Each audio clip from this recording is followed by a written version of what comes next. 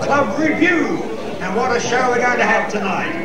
I've been training and training for up to some minutes and some hours, and like tonight myself, I've been slung into the job through the ill fortune of young Peter Mogg copying a backhander today.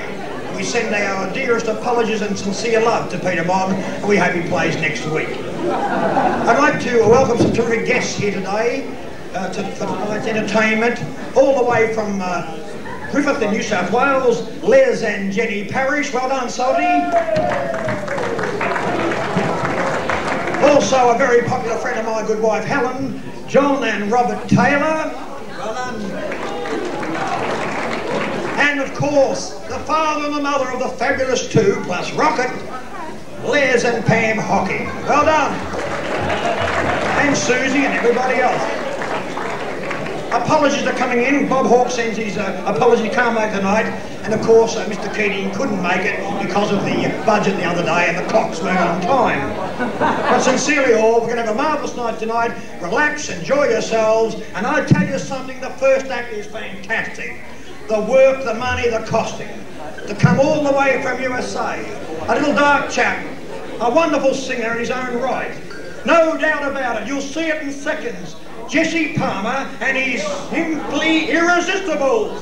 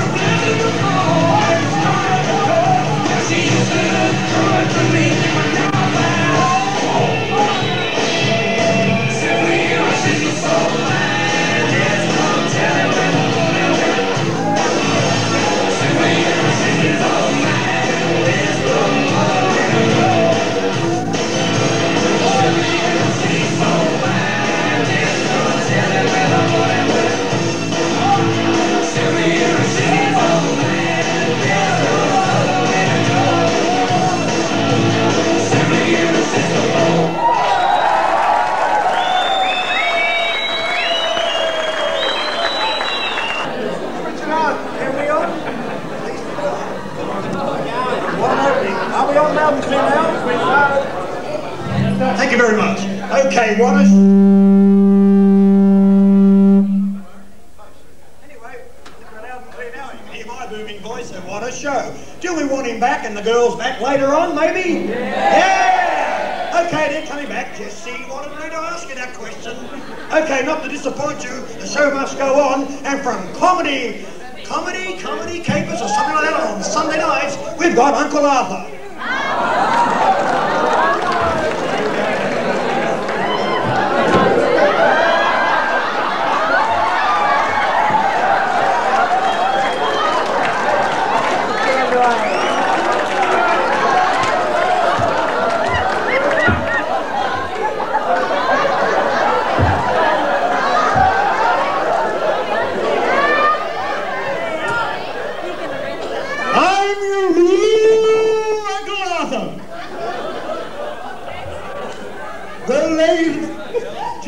I made a real great goose of myself today.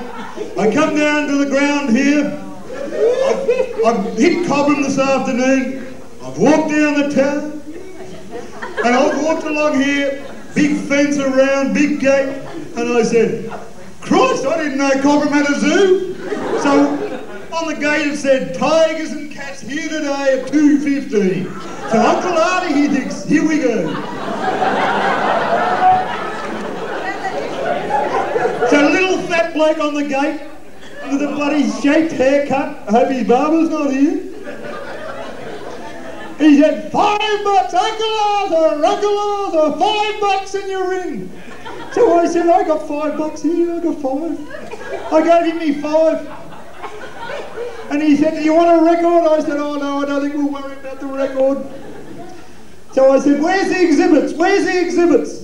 And he said, over on the hill, they're all animals over on the hill.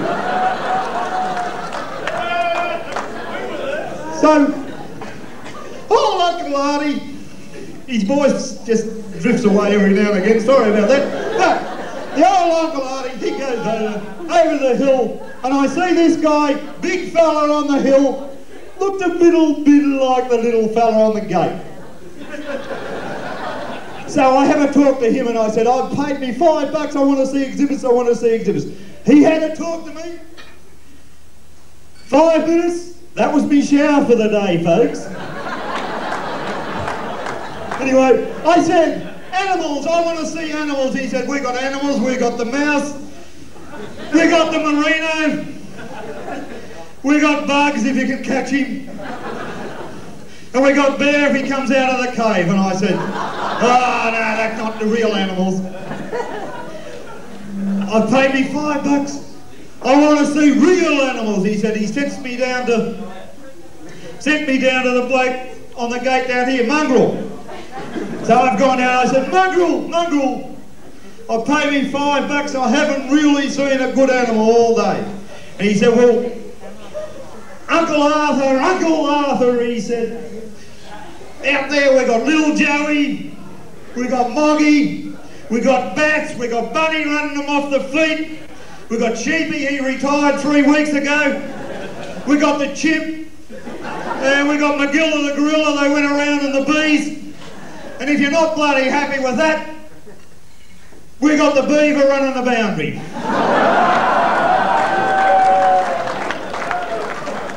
And if you're not really happy with that, he said, I'll give me ferret a run every now and again.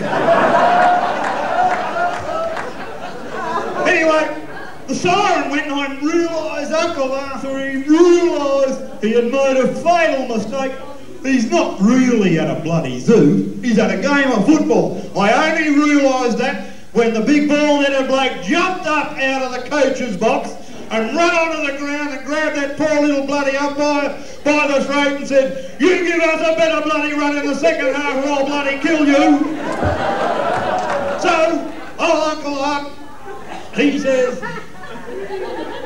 football, kick, I better have a kick,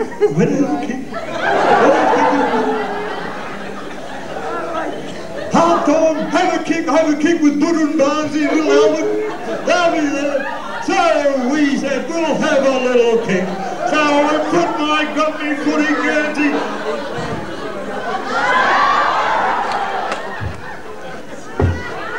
got my footy game, finish it.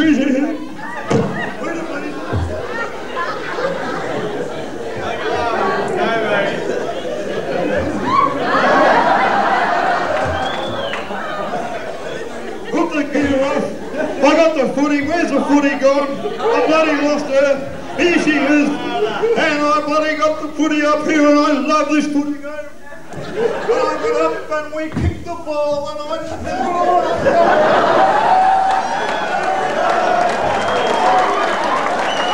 think there's a lady or two amongst it all too. And it's called the mixing bowl. It's a sleuthy job.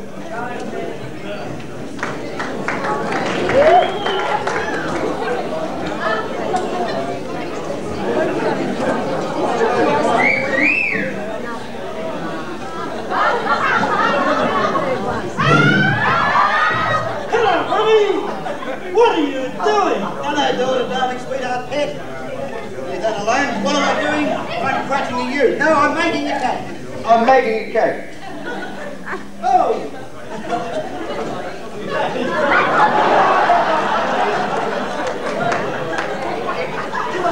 There'll be a short break if you want something.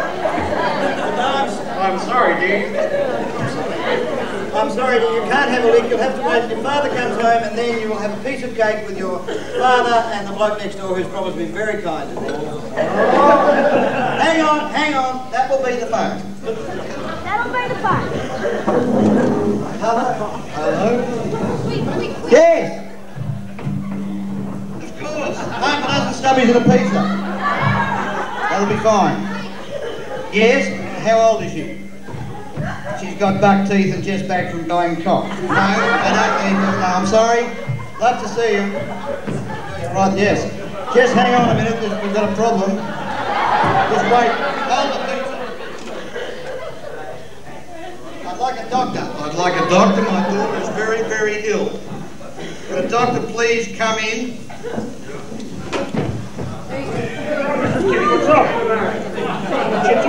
She's doctored, mate. She's doctored.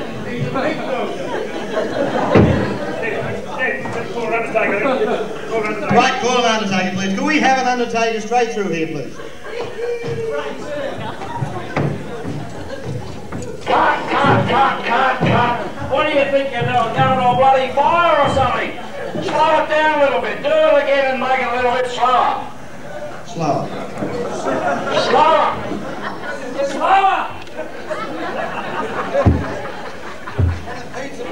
A pizza.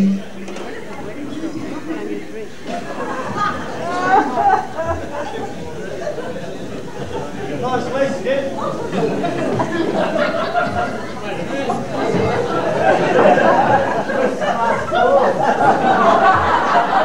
You got a bloody wooden leg or something. Hello, Tommy. Hello, Shagger. What have you been doing today? What have you been I have been baking a cake for you and your father and the rest of the family. I done the plasticine test today at school. And you stuffed it up like I did. Okay, well you weren't master, but anyway. What are you making?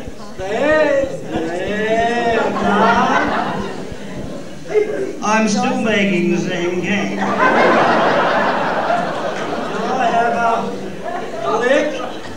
And you want some cake too? No, I'm terribly sorry. Unfortunately, you'll have to wait until your father comes home and then you'll share it with the bloke next door. Oh, but that will be the phone.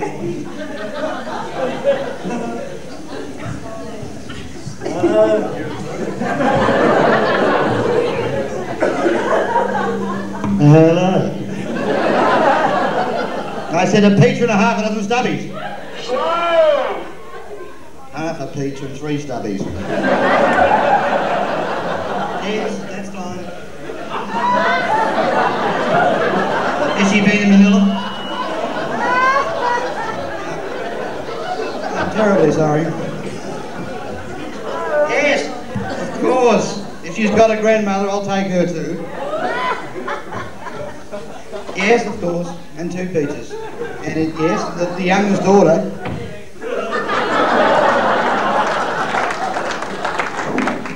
Just hang on a minute, I think the daughter's carked again.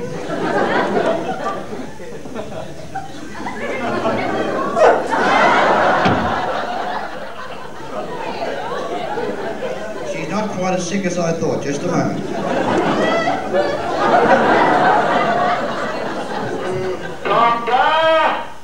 Slower.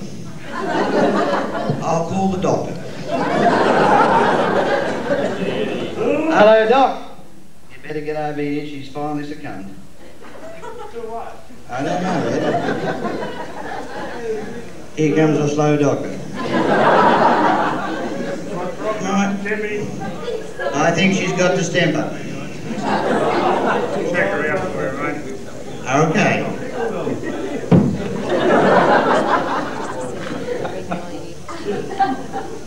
Well, he's been dead for a while. He's quite cold. Probably the grog in the inside of his guts, but yes, all right. Where can we have an undertaker? Can we have an undertaker? Another wooden leg. Or a good night out.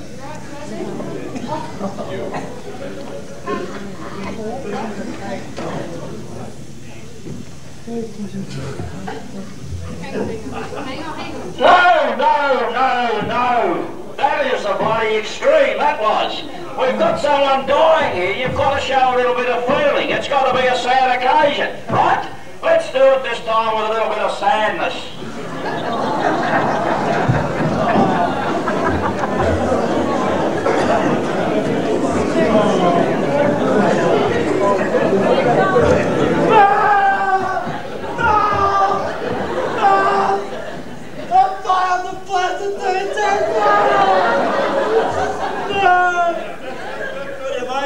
Plasticine, you say? You're male. Yeah.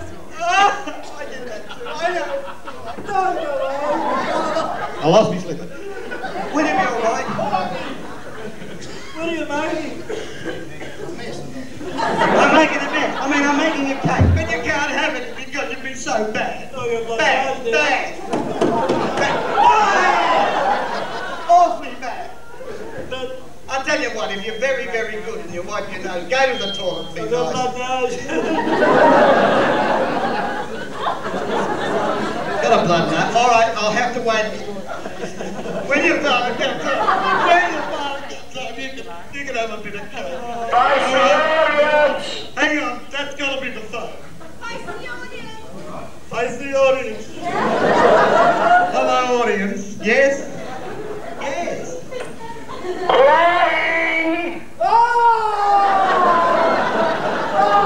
You just have to wait for daughter's dying for a bit. Yes. Dying, yes. It's really very sad. And noisy too, yes. Just a moment, I think she's carked again. Gotta have a doctor, my daughter's died. And she's unwell too. No, she's unwell. We don't know if she's dead yet. Could we have a doctor?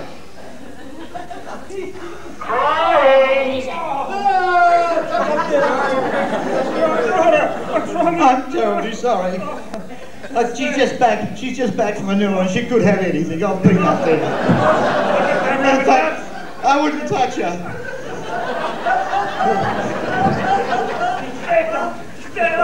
Hang on, I'll call another phone. Can we have an undertaker? This is sad. The daughter's got malaria. Dead. I mean sick. Unwell.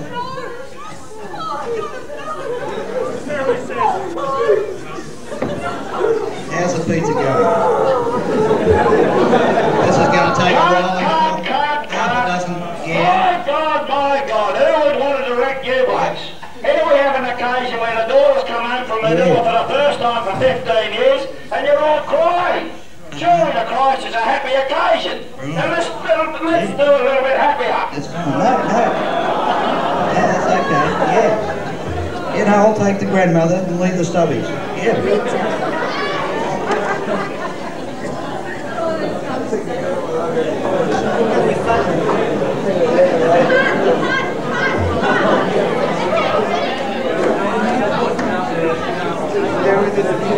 funny one, right? Hey! Oh, Mummy! Get back from Manila! Yeah!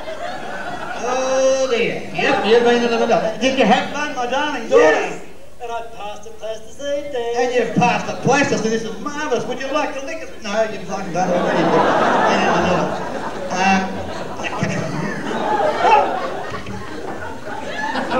Don't forget the cake!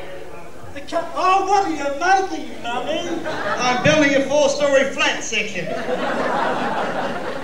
Would you like to have a stick of... Would you stick with... That's his line! It's already been in. Can I stick me finger? Can I have a lick? Stick me finger in it? And then lick? Yeah. Okay, no you can't. I'm sorry. No, did your father go? But this is a funny occasion because your father... Yeah! I I tried- forgot! Yeah, he got hit by a truck. Your father. Yeah. Where's the candles? No candles, but anyway, that's got to be the phone. Happy! Yes, the grandmother's fine. The grandmother's fine. And the pizza. Yes. Oh, that's a lovely cake. One of the funniest things happened. Oh, the lovely cake. She's got it. It's a rash. Yes.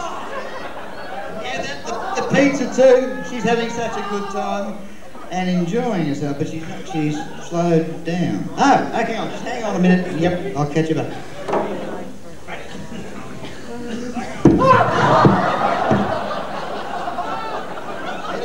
Better call the doctor. Yes, she's got a broken navel. She's not well. Oh, she's got AIDS, a rash, bloody balls, distemper. Give her a kick to see if she's still alive. She's dead. She's dead. She's dead. The phone fell off, but we'll probably call for an umpire. No, we don't want an umpire. We want... What do we want? The overcut. An undertaker. That's a good idea. Do we have an undertaker?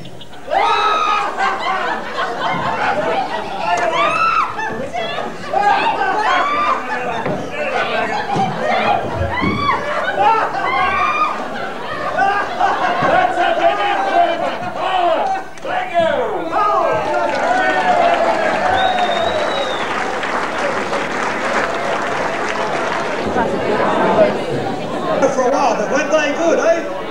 And the way I work it out, the speed we're going, we should finish at 18 minutes past 2 o'clock in the morning. So keep your eyes open, we're having fun. Sorry about the game tomorrow and the Slowman's Golf. Anyway, no further ado, we want to bring on Kylie Mole from Comedy Company. What a show.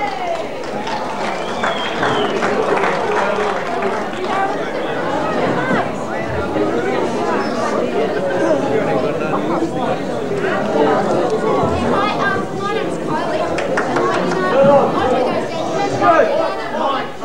Mike. I do those days on TV telling kids that smoking sucks and that. And you know, I handed on Amanda for having dog's breath. Well, that's because she's a dog. Well, Amanda sucks, and Dino sucks too, but that's different, right? But like, Dino is so cool. Because when he does the drawback, he goes,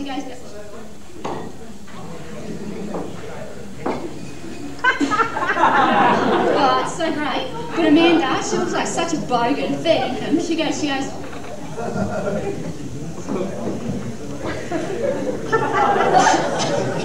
I mean, get real, Amanda. Fair income. And you know what else? Amanda told me that she got with a real footballer. I mean, you know, one of those ones that plays with the Murray League. I mean, fair income, a senior footballer, but if that's not bad enough, guess what else? He plays for Brugge. Talk about screw. But you know, I reckon Amanda will win an award at the presentation night because, like, I reckon she's kicked more goals in the Murray League than Gavin Gaze and Jerry Texas.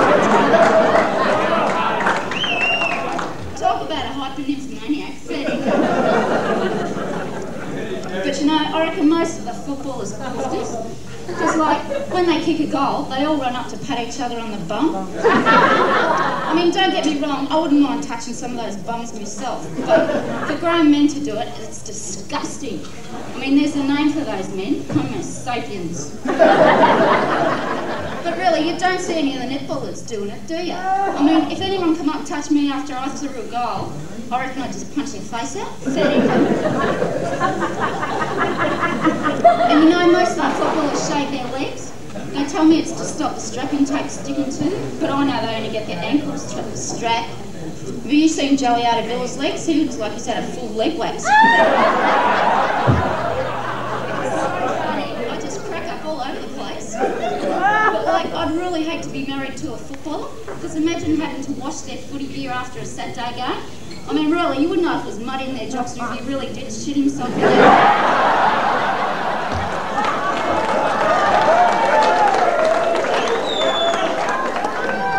Talk about spew. But the only good thing about coming to the football is sitting in the club rooms after the game. Because, like, every week I sit at this one table with Helen and Betty and Marlene. And, like, because when they open the door, you can see straight through to the change room. It's so good, like, you get to see everything. And, like, now I know why Slug got his nickname.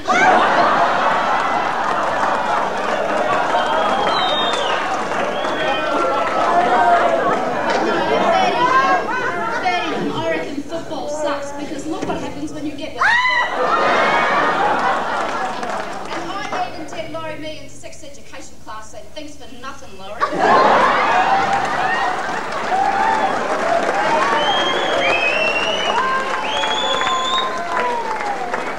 Has she come a long way? That little girl from 2 years ago when she was talking about fishing. Proves fishing and hooks work. Anyway, on with the show, and I'll tell you something, the next act's quite interesting. Again, from comedy company. Colin Carpenter's brother is going to be, and it's Bobby Bashful. And, of course, Jeff. Bookmaker, recruiting officer, Jeff Beasley is going to get a big mention here.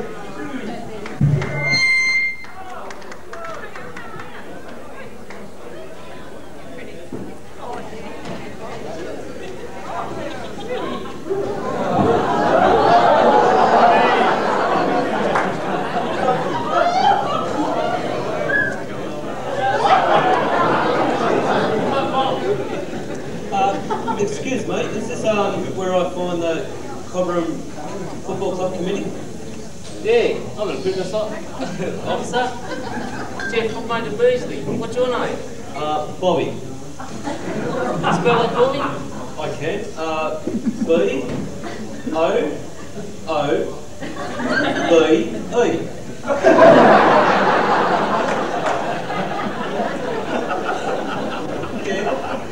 Bobby Bashful's the name. Okay. How old are you? 40. 5. Yeah, 45. Good. A mate for Wellesley.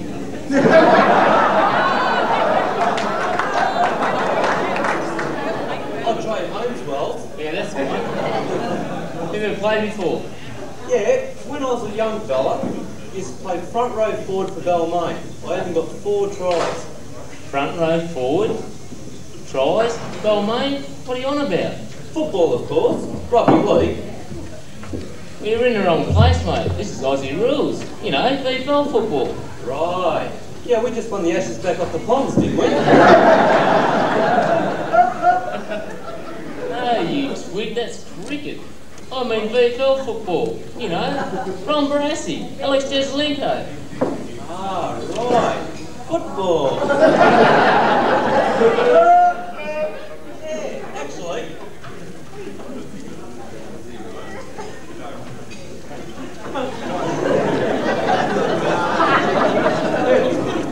Actually, I just brought a book written by Mark Jackson. You know Jacko, the VFL footballer. Oh, let's see here. It says marks, goals, and drop kick. You're a bloody drop kick. Look, here, show me a handball. Handball.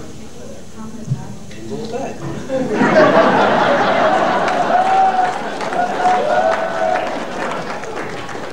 No, you idiot. My God, you're thick. You make Max Campbell look like a brain surgeon. Did you bring your gear? Gear? Yeah, what's that in your bag there? Of course. So I read Jacko's book. Let me see. Tackle?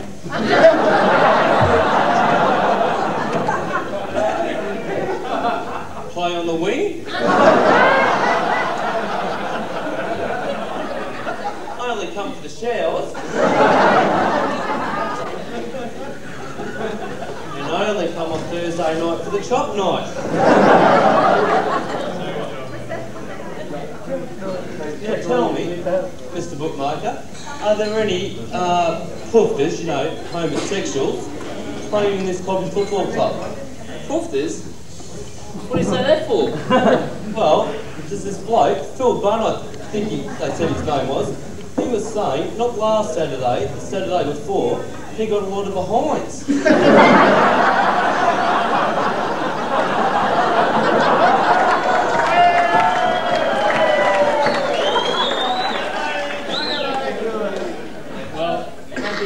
By the VFL Scouts.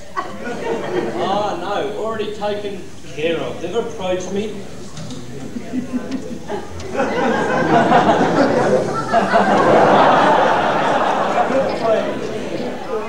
Look, we've got a bloke in the side, number 15 I think he is. Really hates tagging. How did you go if your coach asked you to be a tagger? Tagging? Oh, tags. Yeah, Mum always puts a tag on my jumper just so I won't lose it.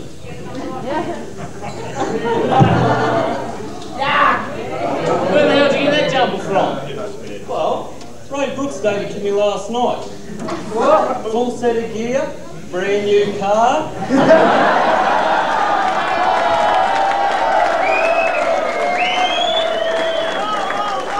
Full-time job at the sports club.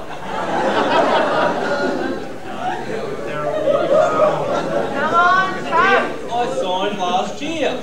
Well, what are you doing here then? Well, maroon's not really my colour.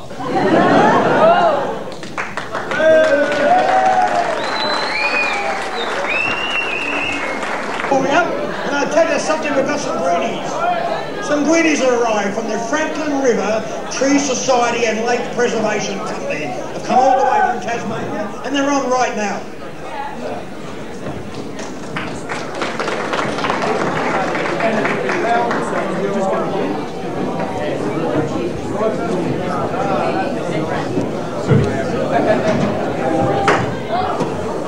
Stuff the ozone!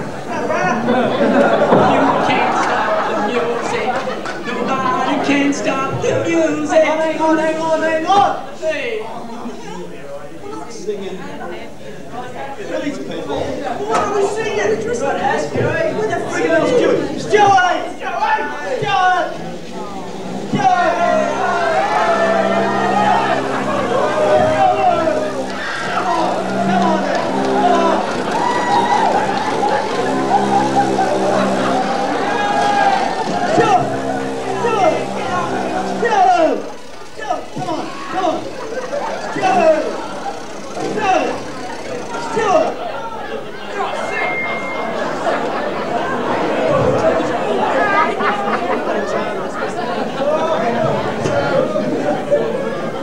Right, you ready, boys? No. Stuart.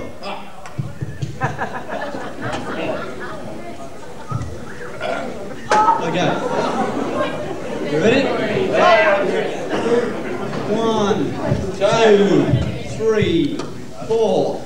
Rip, wood chips, hammered in the paper, throw it in the bin, no news today. Nightmare dreaming, can't you hear them screaming? Chainsaw, eyesore, fornicate. 2, 3, 4. Sniff, sniff, what's this? Smells like dog shit. Wrap it up in paper, throw it in the bin. Watch please step.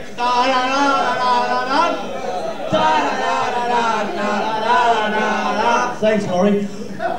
King hit Wells, he wants to keep fit. The Bulldogs will feel the heat today. Line up, wind up, keep your bloody ride up. Then use your middle to get away. 1, 2, 3, 4. Hand pass, all I want's a hand pass. Jesse's so greedy, he don't move away. Jesse, give a lead, Jesse. That's not a... No, you stuffed it up. You stuffed it up. Anyway. 1, 2, from the top. Hand pass. 1, 2, 3, 4. Hand pass, all I want's a hand pass. Jesse's so greedy, don't move away. Jesse, give a lead, Jesse. That's not a sacred side anyway.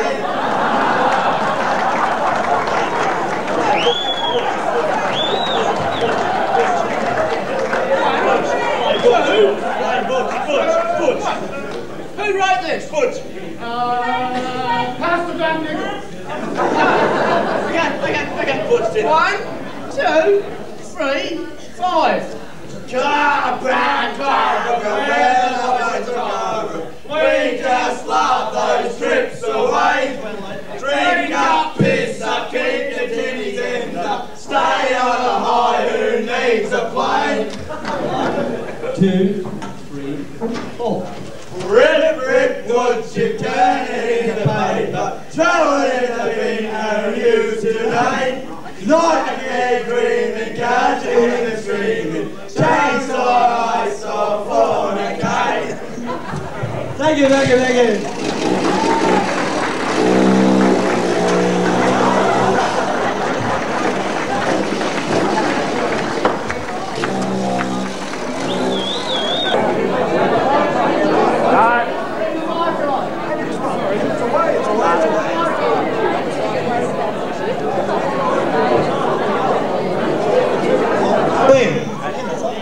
Okay, we've had our conservation piece. Well done there, Greenies, and also now we've got ethnic affairs. We've always had trouble in football or any sporting arena where you have twins. We remember the Alistair and Stuart Lord case. I think Alistair won the medal and Stewie thought he won it. And tonight we've got two twins in Cobram who play football. Work it out for yourself.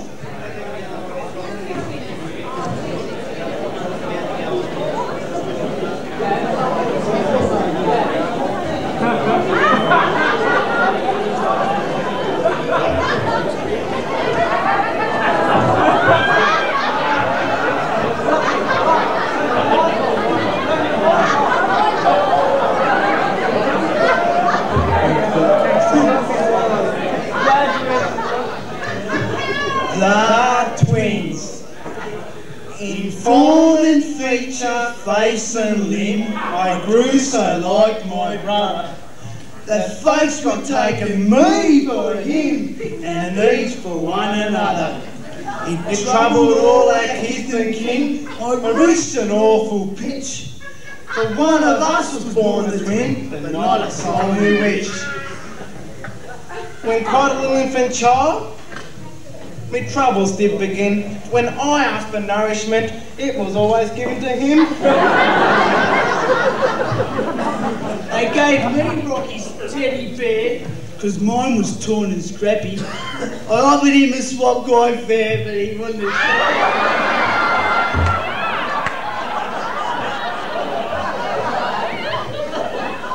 But once I had a sweet revenge, but something made me sick. The doctor ripped his nappy off and jabbed him in the dick.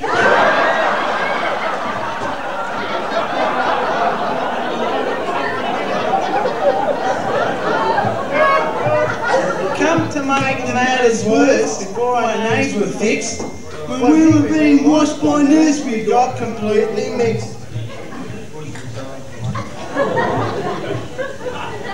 Brother Tank got christened me, and I got christened him. This fateful likeness even dodged my footsteps when at school, for I was always being flogged because he turned out the fool. But once I set up in trade at last, my prospects were but grim. The people came and brought my things, but paid the money all to him.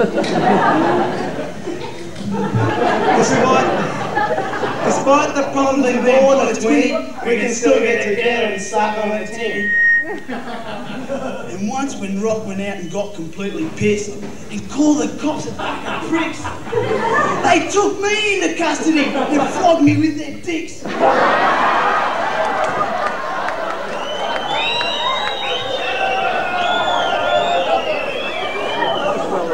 This faithful likeness turned the tide of my domestic life, for somehow my intended bride became my brother's wife. Year after year and still the same, circumstances went on, For when I died, they came along and buried Brother Rock.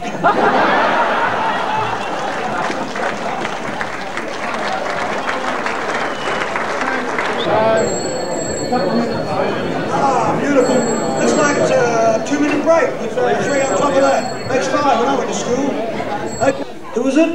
Who was it? President Bush. President Bush. What, United States President, Mr. Bush? G'day, Mr. President, how are you? How's things? Yeah, I'm in Cobram, yeah, footy club, yeah. Yeah, that's the go. Did we win? No, a bit of bad luck today, Mr. President. Yeah, they got up Finley. Yeah, Jacko did the hamstring the first quarter. Yeah, not too worried, that's the go. No, we're having a good year, actually. How's things over there? Well, did Wellesley get reported? Yeah, funny thing, Mr. President. Yeah, he did actually. Yeah, he was better than Tyson. Whack! Unbelievable. Yeah, well, we got him off. Yeah, the old Brownlow medal always works. Yeah. What's that, Mr. President? What's that? Brugger. Yeah, they're in the league now. Yeah. Playing well too. Yeah. Yeah, Brooksy's still following them. Yeah. Yeah, no problem. Arthur Hollins. Yeah, he's here tonight actually. Yeah, Arthur. Yeah, Arthur. How you going, Arthur? All right. Yeah, he's all right, Mr. President. No worries. Yeah, no worries about the old Arthur. Yeah, life member the whole job. Yeah, we're doing pretty well. We've had a pretty fair year, but that's the way it goes, you know. What's it, Mr. President? Hudson Batty having a ripper year. Yeah, playing very well. Yeah, he's done well. Will he play full? Not a chance. No worries. And what's that, Mr. President? Laurie Meehan? Yeah, he's still around. Yeah, Laurie's never changed, has he? Now let's go. How do you know that? Mr. President. Moggy, yeah, a bit of bad luck. I think Sandra's here. Sandra, you here? Yeah, Moggy. How is he?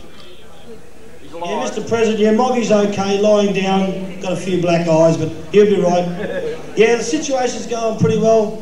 Look, Mr. President, look, the scene is, yeah, we're having a terrific time. How do you know the show's on tonight? Oh, Trevor Morris has sent you the courier. Yeah, he's doing a good job, isn't he? What you want too? The President of the State's starting to follow the footy team. Fair enough. Not to worry. Well, I'll tell Trevor to do that. All right. Look, Laurie Meehan's after me, Mr. President. He wants to put the next act on. So, thanks for ringing. Catch you later. Bye. I'll tell you something about that. Now, we've got a tribute. It's a very sentimental part of the evening now. It's a tribute to a great singer all the way from Berrigan.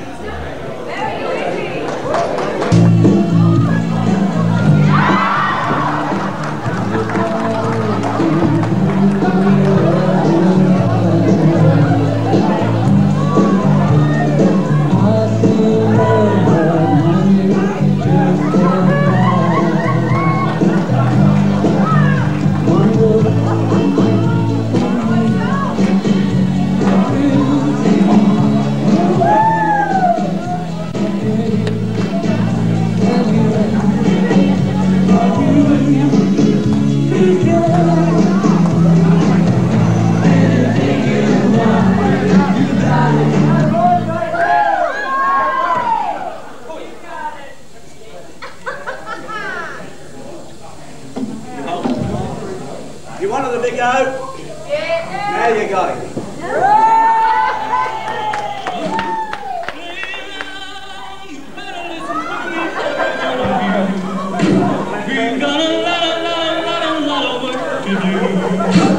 Forget about your women and that water can. Today you're working for the man.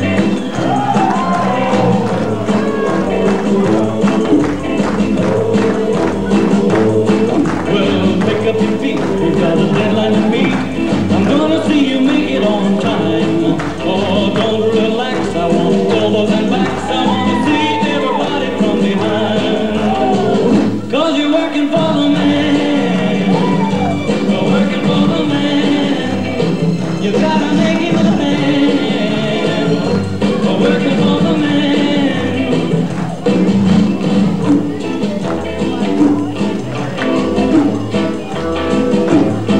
So I'm picking him up and I'm laying him down. I believe he's gonna work me into the ground. I pull to the left, I heave to the right. I ought to kill him, but it wouldn't be right. Cause I'm working for the man. I'm working for the man. I gotta make him a man. I'm working for the man.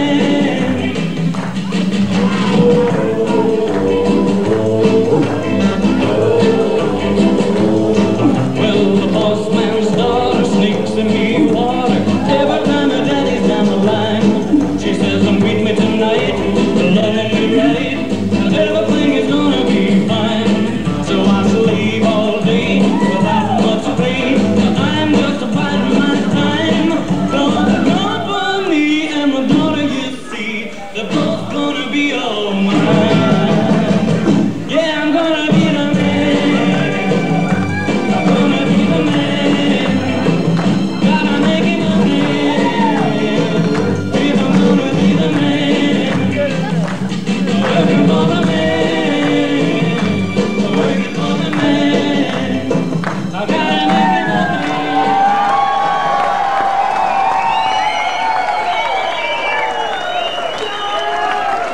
So then September 18 in Melbourne, plus a few other days. And I tell you, Roy the boy, young Joe Bush from Berrigan Town would quite make the show, wouldn't he? We'll have him back after, eh? Who wants Joe? Yeah! Okay, a little bit of culture now. The show must go on, and for all those educated people here, like myself, a little bit of classical ballet, Swan Lake, coming now.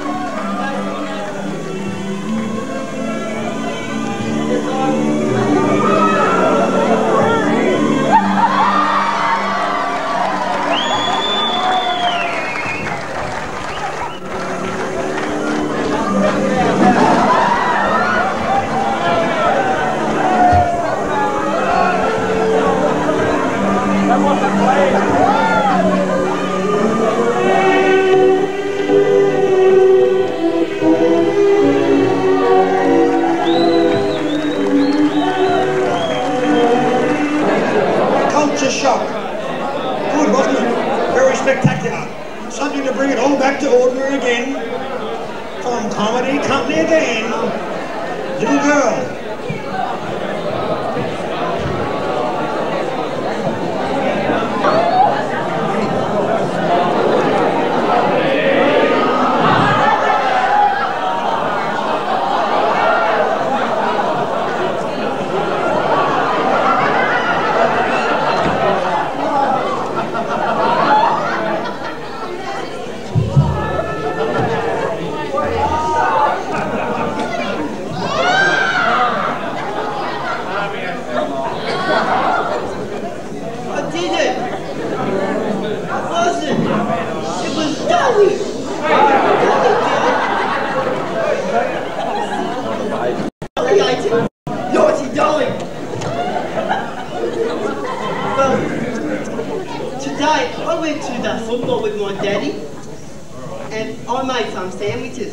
I'll show you.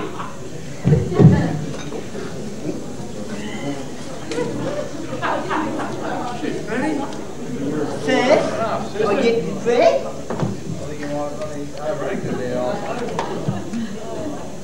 Yeah.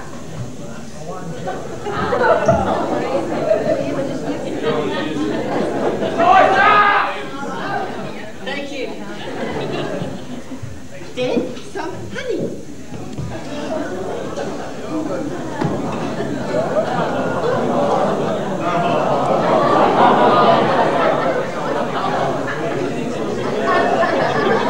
And then some tomato sauce.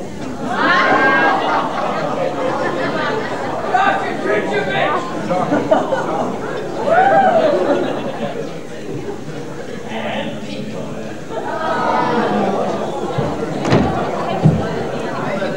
And then I eat it.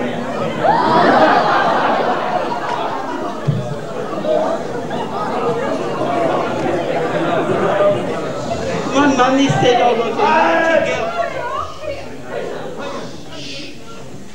She told me I was to go to football with my daddy. Just get out of her sight. So my daddy take me to the football and he go to Port Melbourne Hill. Where's my can of beer? Doesn't matter.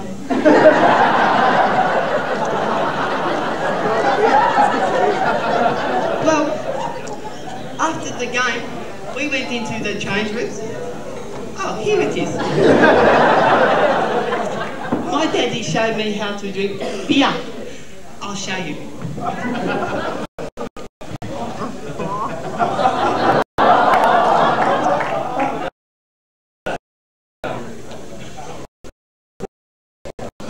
Anyway, game finished. My daddy took me into the change rooms and all the boys were having showers and oh, through this.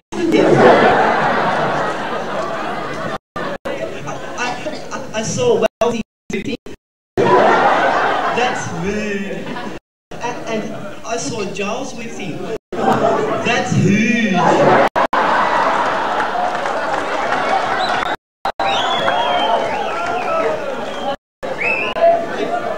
And I can do it too.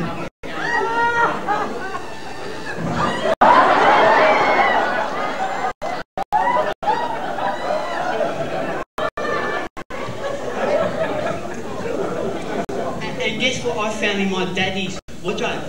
I wonder what it's for.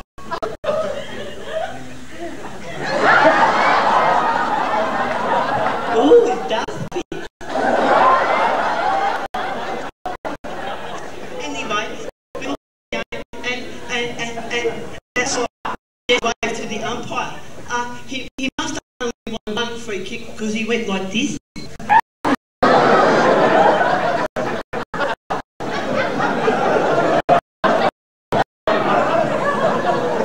Don't do that because she's got no arms. Her arms for. Anyway, I got a secret about a cat. I'm not telling you. I can't tell.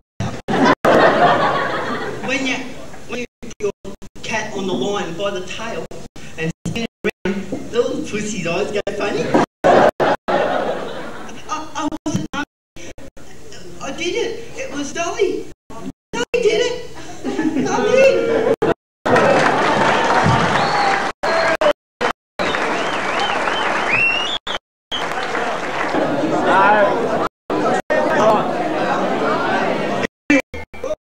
And wasn't that rather good? And thank you very much, Smiley. Superb act. Well done, Smiley. Anyway, on with a bit more culture. You must see beautiful things that the men can perv. We've got a lovely fashion parade compared by Gary Dare.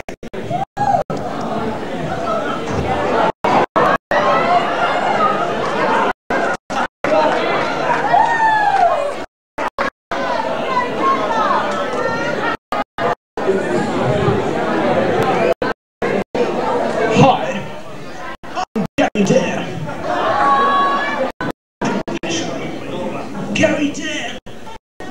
Stud. Gary Dare. I'd like to welcome you all here to the Cobram parade. And here we go, first contestant. Thank you very much, and I'd love you to come up here and I'll show you a good time.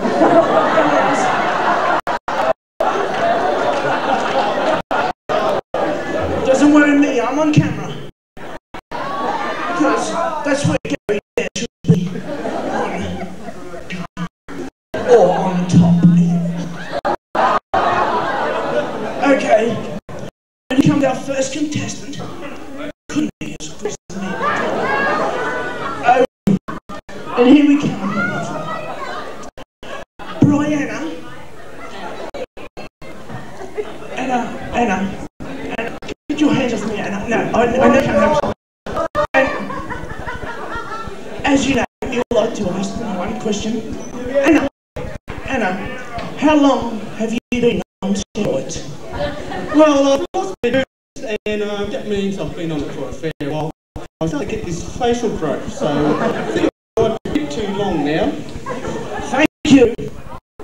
Anyway, any rounds of applause, Anna? Thank you. Stand back there. Thank you. Get off! Get off! Thank you.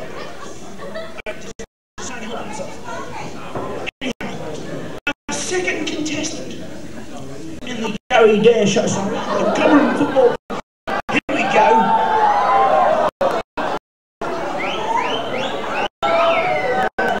Melina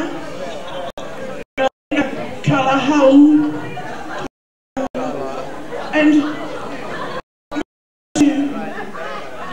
your favourite part is Melina.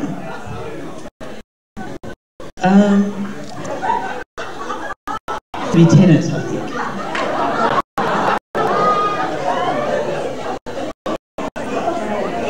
Yes. You're not sponsored by Nebeck Razors, are you? No. Yes. Okay. Any round of applause?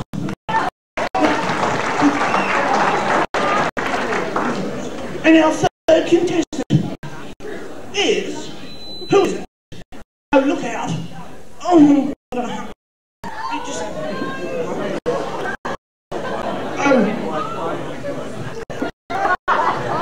Oh, come on. The coach of the netball for Cobram. The coach. And how are you today?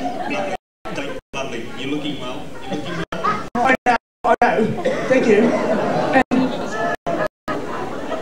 may I ask you a personal question?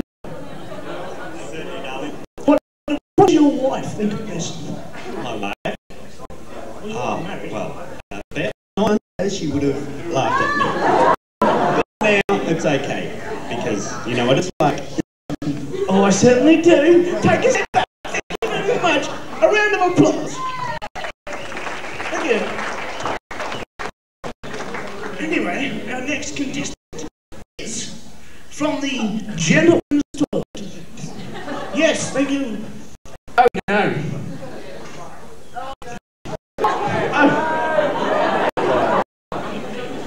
The nickname is Rowdy. May we ask why? Yeah,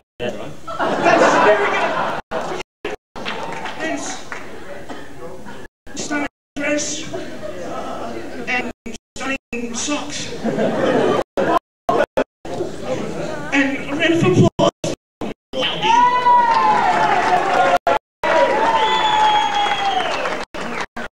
And our last contestant is a girl 9 months ago. Honestly, the first time I ever met this girl was about 9 months ago. And we had a great...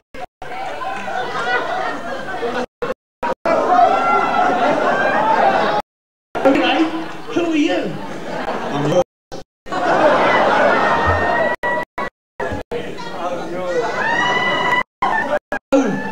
And can I ask you your favourite pastime? Tonight. Thank you very much. Stand over there.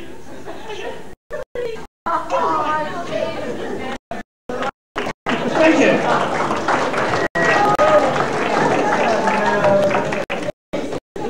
May we have, from the start, Anna Bob. Tuck that in. Tuck that. Thank you. A round of applause for Anna. Thank you. And the man, well, the woman with the best legs in the show, Melina. And count that, no extra votes from the judges. A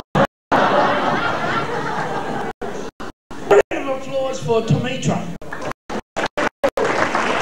Thank you. And then, bloody.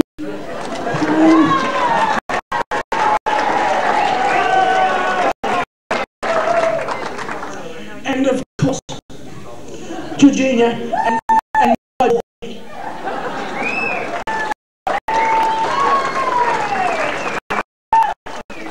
Thank you. And that's the Cobram Football Club Fashion Parade with Gary Dare. Thank you. Thank you.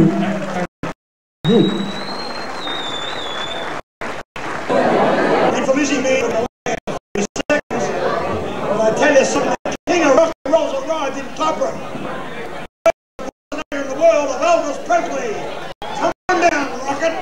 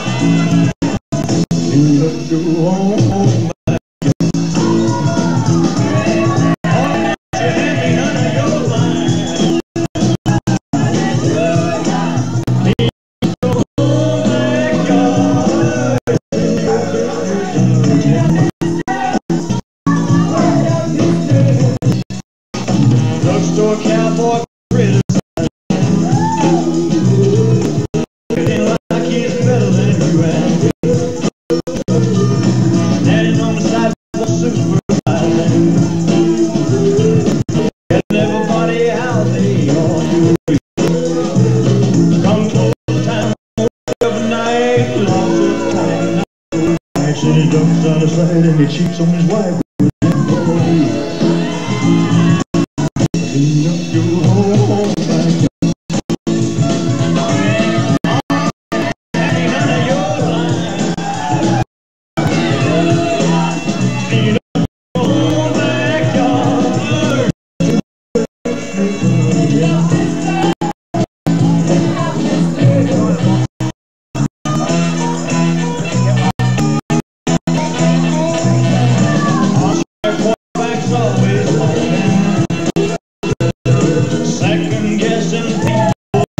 day long.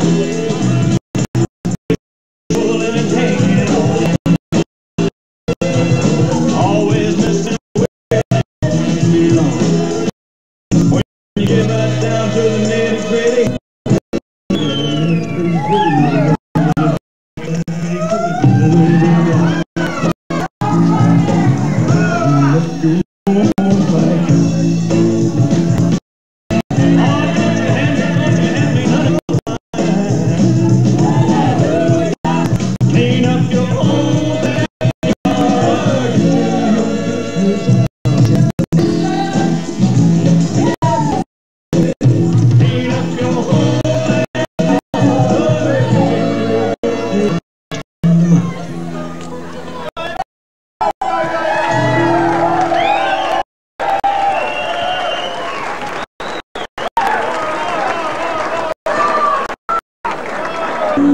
Mississippi town, Sunday morning. Now, Mississippi is just an occupied place in the southeastern portion of this here United States. Now, that's a matter of fact, buddy, and you know it well. So I just call myself the USB. That's M-A. That's me.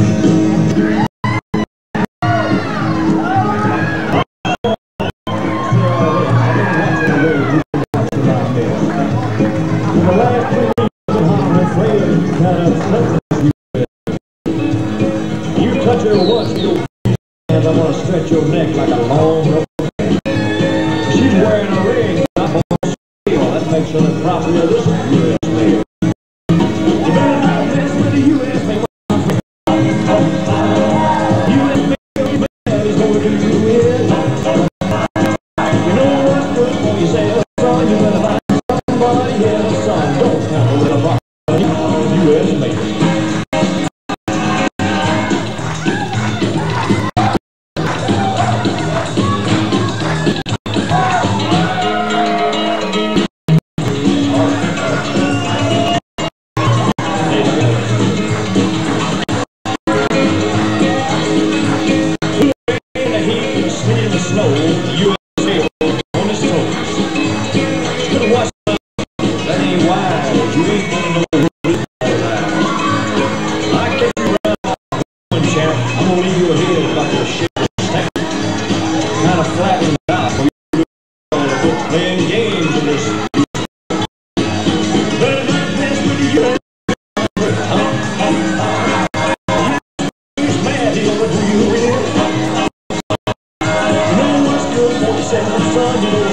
Somebody else on don't tamper with the property of U.S. mail.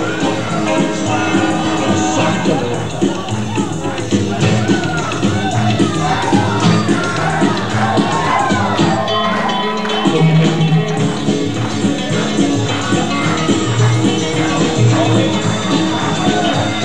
I'm gonna tell you like it is, son.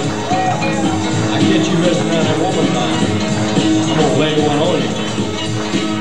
You talking to the U.S. mail.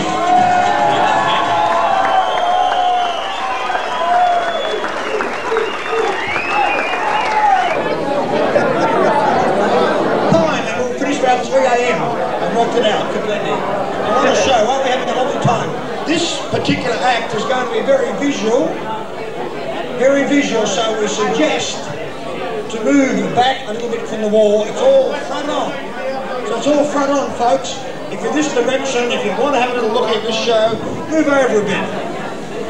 If you're comfortable, stay where you are. Anyway, it's coming very soon. It's called Short People in about 2 or 3 minutes. Clap wildly.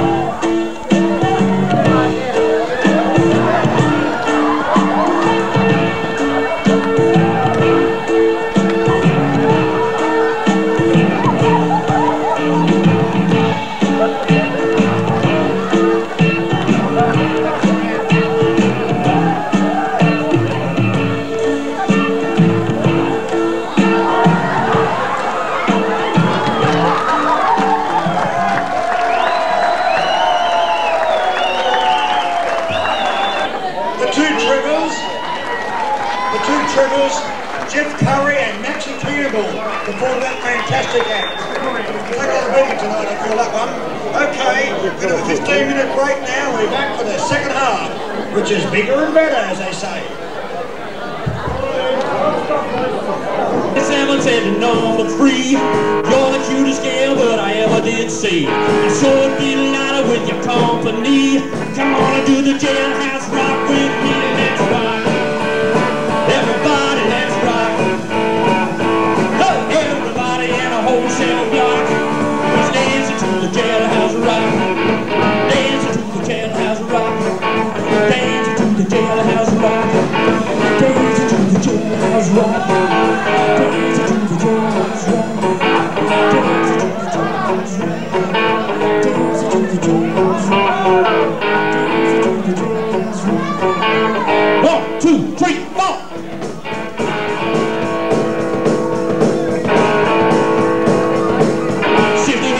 For heaven's sake, no one's looking, now's the time to make a break. Bumped turned to shifty and said next. I wanna stick around till I get my kicks. Let's rock. Everybody, let's rock. Everybody in a wholesale block, we're dancing to the jailhouse rock. Number 47 said to number 3, you're the cute jailbird I ever did see. So we'll be delighted with your company. Come on and do the jailhouse rock with me. Let's rock. Everybody, let's rock. Everybody in the wholesale block was dancing to the jailhouse rock. Sad sack was sitting on a block of stone. Way over in the corner, we've been all alone. The woman said, hey buddy, don't you beat no square. You can't find a party who's a rude. Say, let's rock. Everybody, let's rock. Everybody in the wholesale block was dancing to the jailhouse rock. Walked through a party at the county jail. Prison man was there and he began to wail. The dog was jumping and the man began to swing. You should have heard him like that, yeah, but see, let's rock. Everybody, let's rock. Everybody in the wholesale block, we dance to the jailhouse rock. Dancing to the jailhouse rock. Dancing to the jailhouse rock.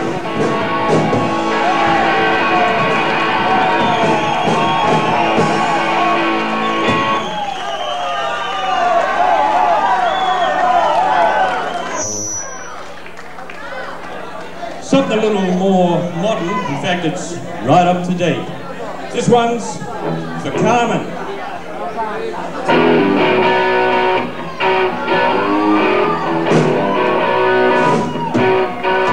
Diesel fire.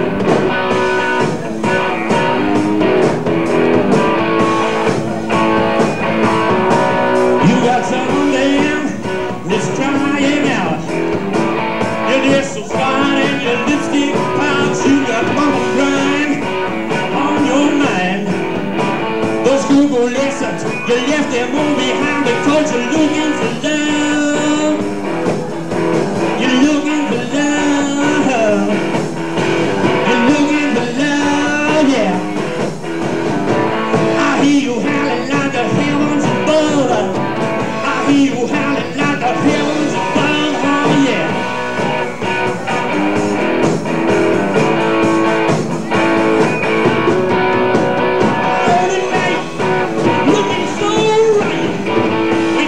in every man's life. You breaking hearts one by one. You never know the damage that you've done. You got everything like me to cut them deep and to leave them there to bleed because you're looking for love. You're looking for love, yeah. You're looking for love, yeah. Wow. I hear you howling at the heavens above. I hear you howling at the heavens above. You make me crazy around you right. I think of you crying there. Enough being said. Enough is enough. Let's put it to my head. Put it to my head.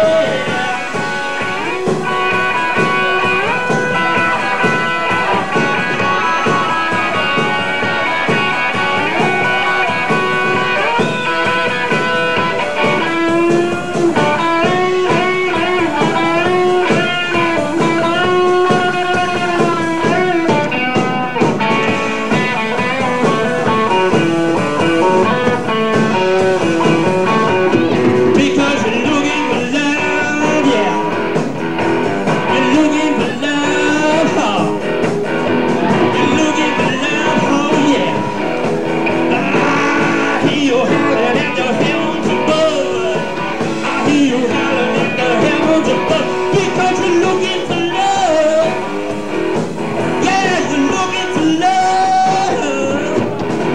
You're looking for love, oh. Yeah, I hear you howling at the heavens above. I hear you howling at the heavens above.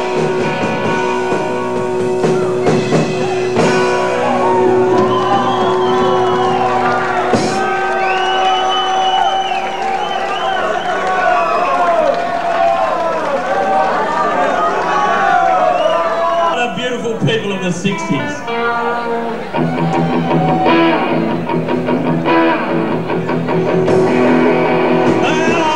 From Miami Beach, BOAC.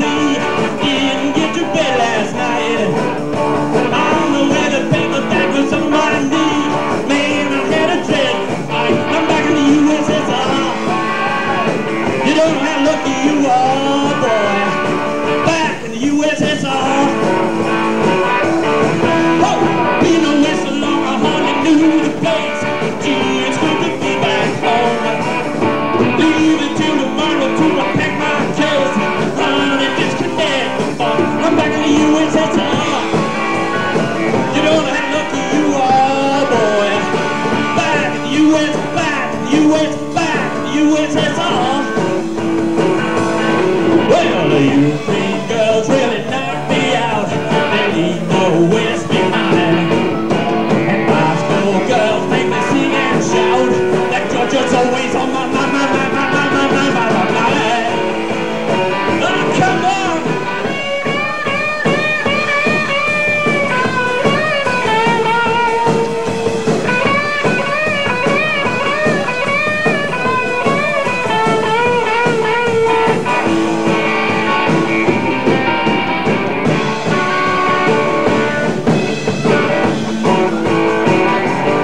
I'm back in the USSR. You don't know how lucky you are, boy. Back in the USSR. Well, the European girls really knock me out. They leave the West behind. And Moscow girls make me sing and shout. That Georgia's always on my mind. Oh, come on, show me around your Snow Peak Mountains way down south. Take me to your daddy's farm. Let me hear your belly like a dreaming loud. Come and keep your comrade warm. I'm back in the USSR. Hey, you know how lucky you are, boy. Back in the US, back in the US, back in the USSR.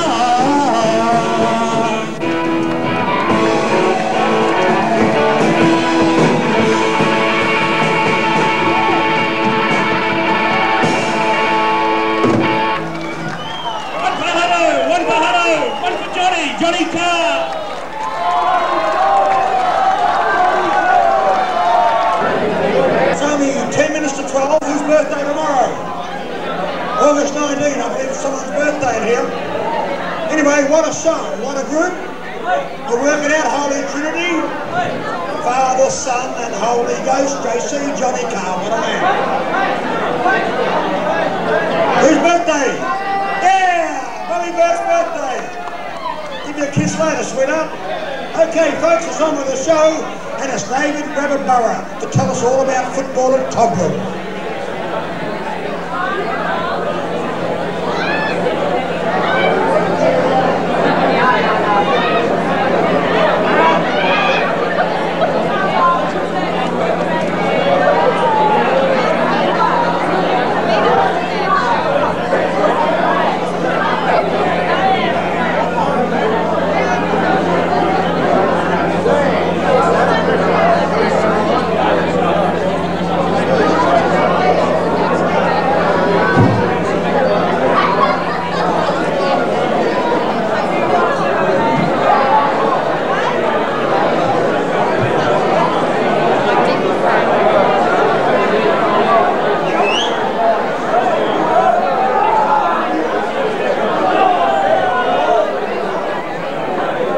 Good evening.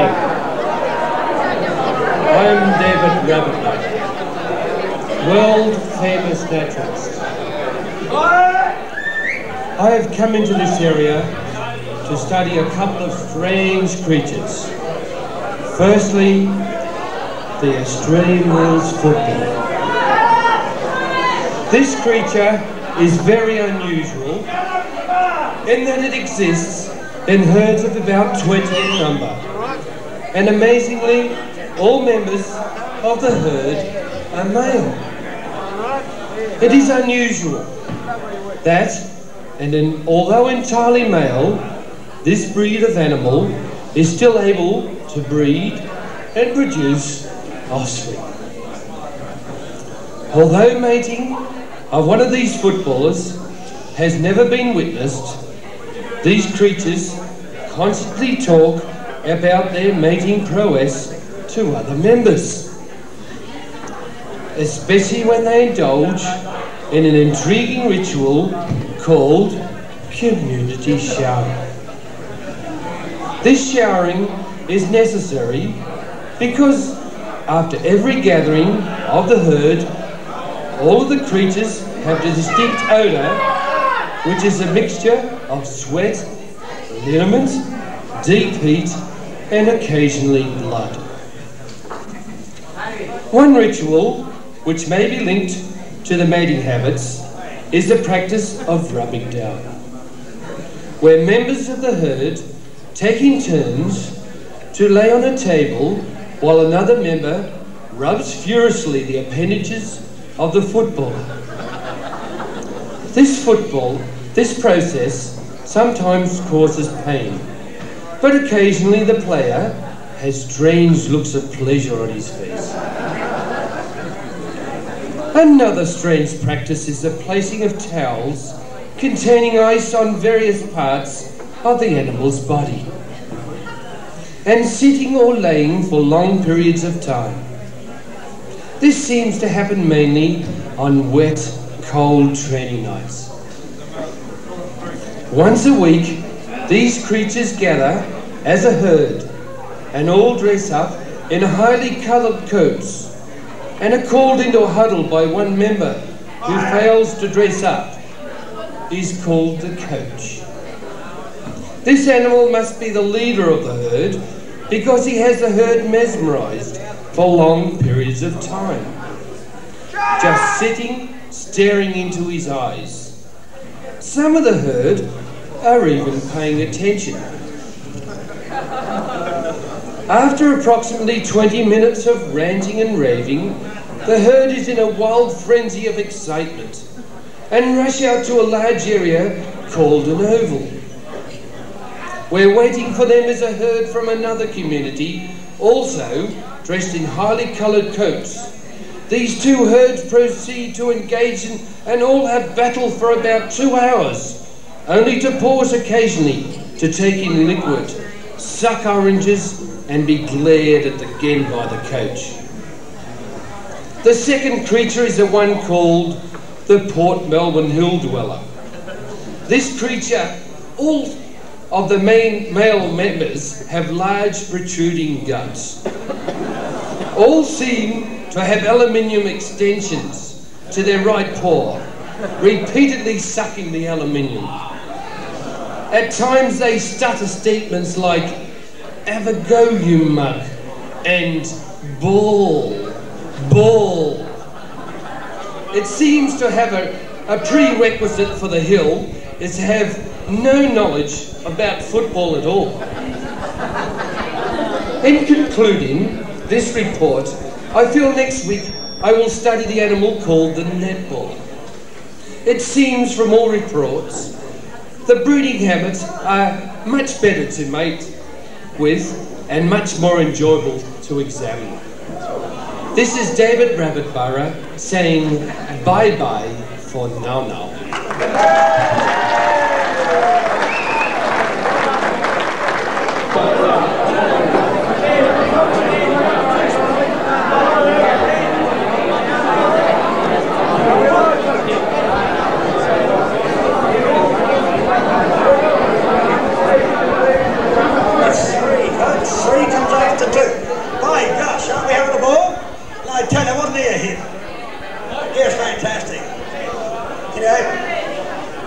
I tell you something, folks, the crawlers are coming next. They're from Scotland. Normally there's 2 in the act. To make sure we do it right, we've got 3 in the act tonight. Crawlers, fantastic. Coming now.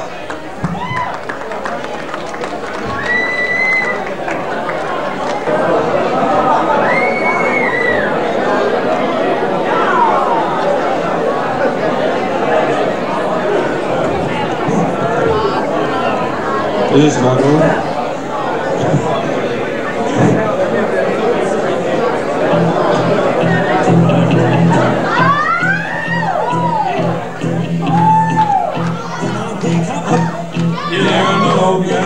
I'm gonna be the man that's strapped up just for Max. And when I go out, you know I'm gonna be the man that plays the game for Max. And when I get drunk, you know I'm gonna be the man that's won the game for Max. And if I stuffed up, you know I'm gonna be the man that's sprinting hard for Mick.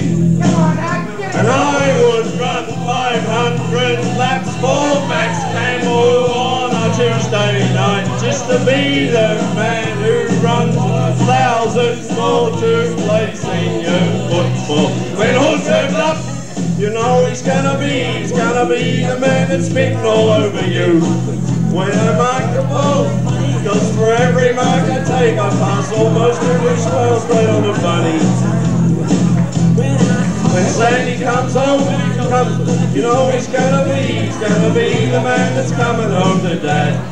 And if Darts talks to you, rump,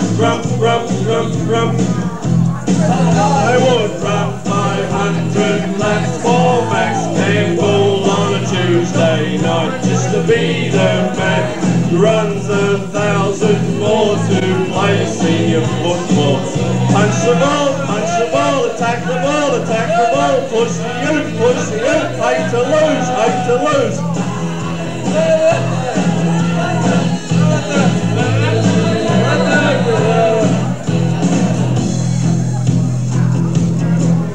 When I'm lonely, you know I'm gonna be the man that's sitting on the bench for weeks.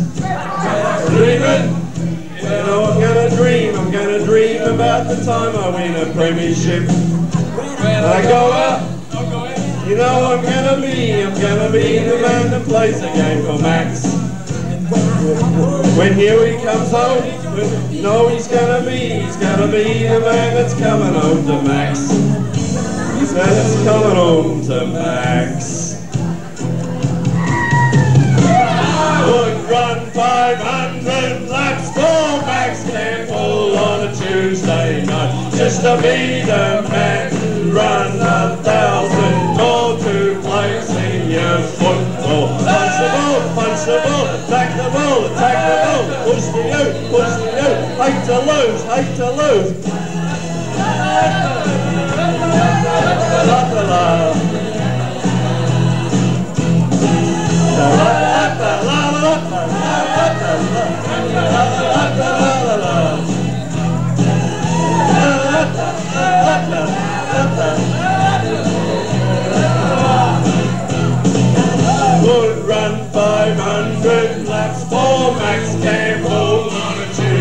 we're not. Just to be the man who runs 1,000 miles to play senior football.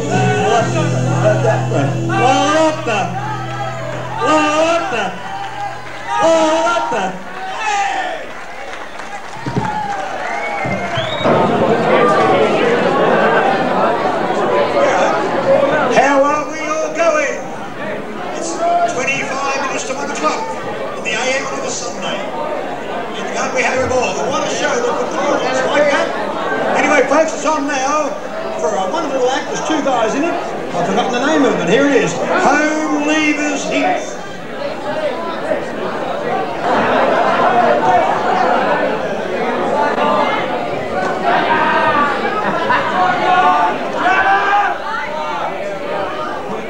Hello and welcome to Home Leavers Hint. Say hello, Craig. Today we are helping the Home Leavers Hint on going on outings. Today we're going to the football. First we start with packing our bag. Craig, now let's pack our bag, Craig. Have we got our gear? Our gear in the bag, Craig. We must have our footy boots. The footy boots, Craig. Good boy. Good boy. And a jumper.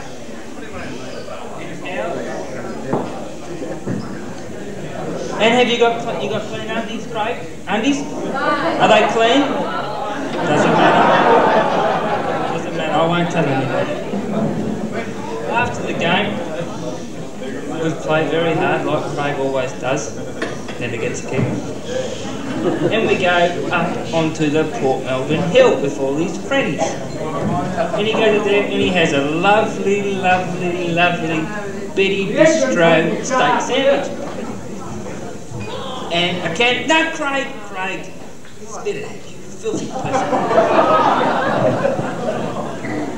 Now, you little home leavers, this is how you eat a Betty Bistro steak sandwich. With a drink, Craig, drink.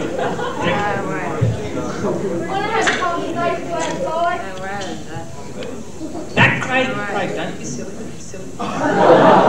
First of all, now Craig.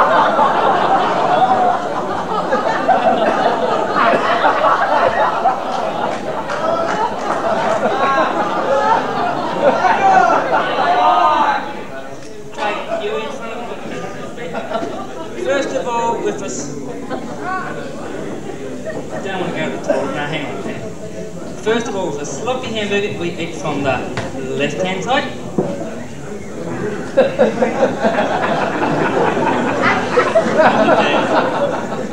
From the left-hand side, then from the right-hand side, then from the middle, otherwise it gets sloppy. Then we have a drink. Quick, otherwise we'll fall down. And from the left-hand side, and from the right-hand side. Isn't that lovely, Craig?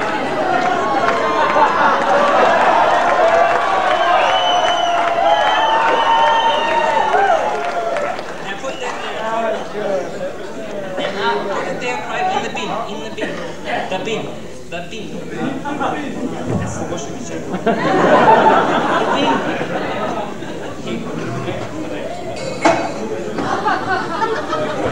Now after a lovely day of football, we go home and we wash our gear.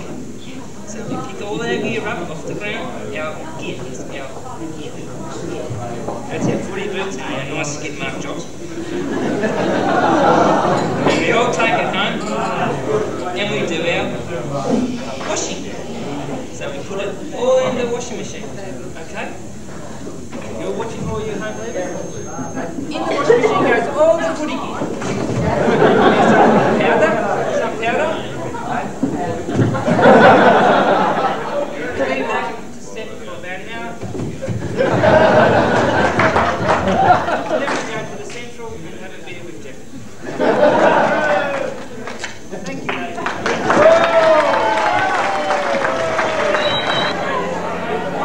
I tell you something, it's a sensational show tonight, we're all enjoying it.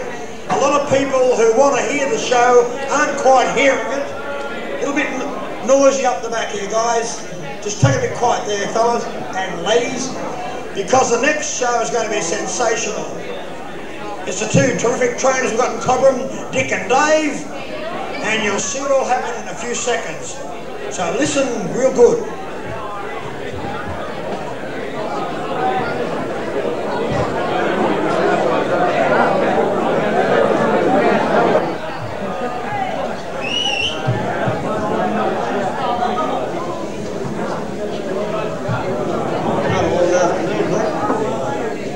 Another long afternoon, Dick. Hang on. Wait till I plug the phone in. Yeah, get her in. See if you can get Maxie. You there, Max?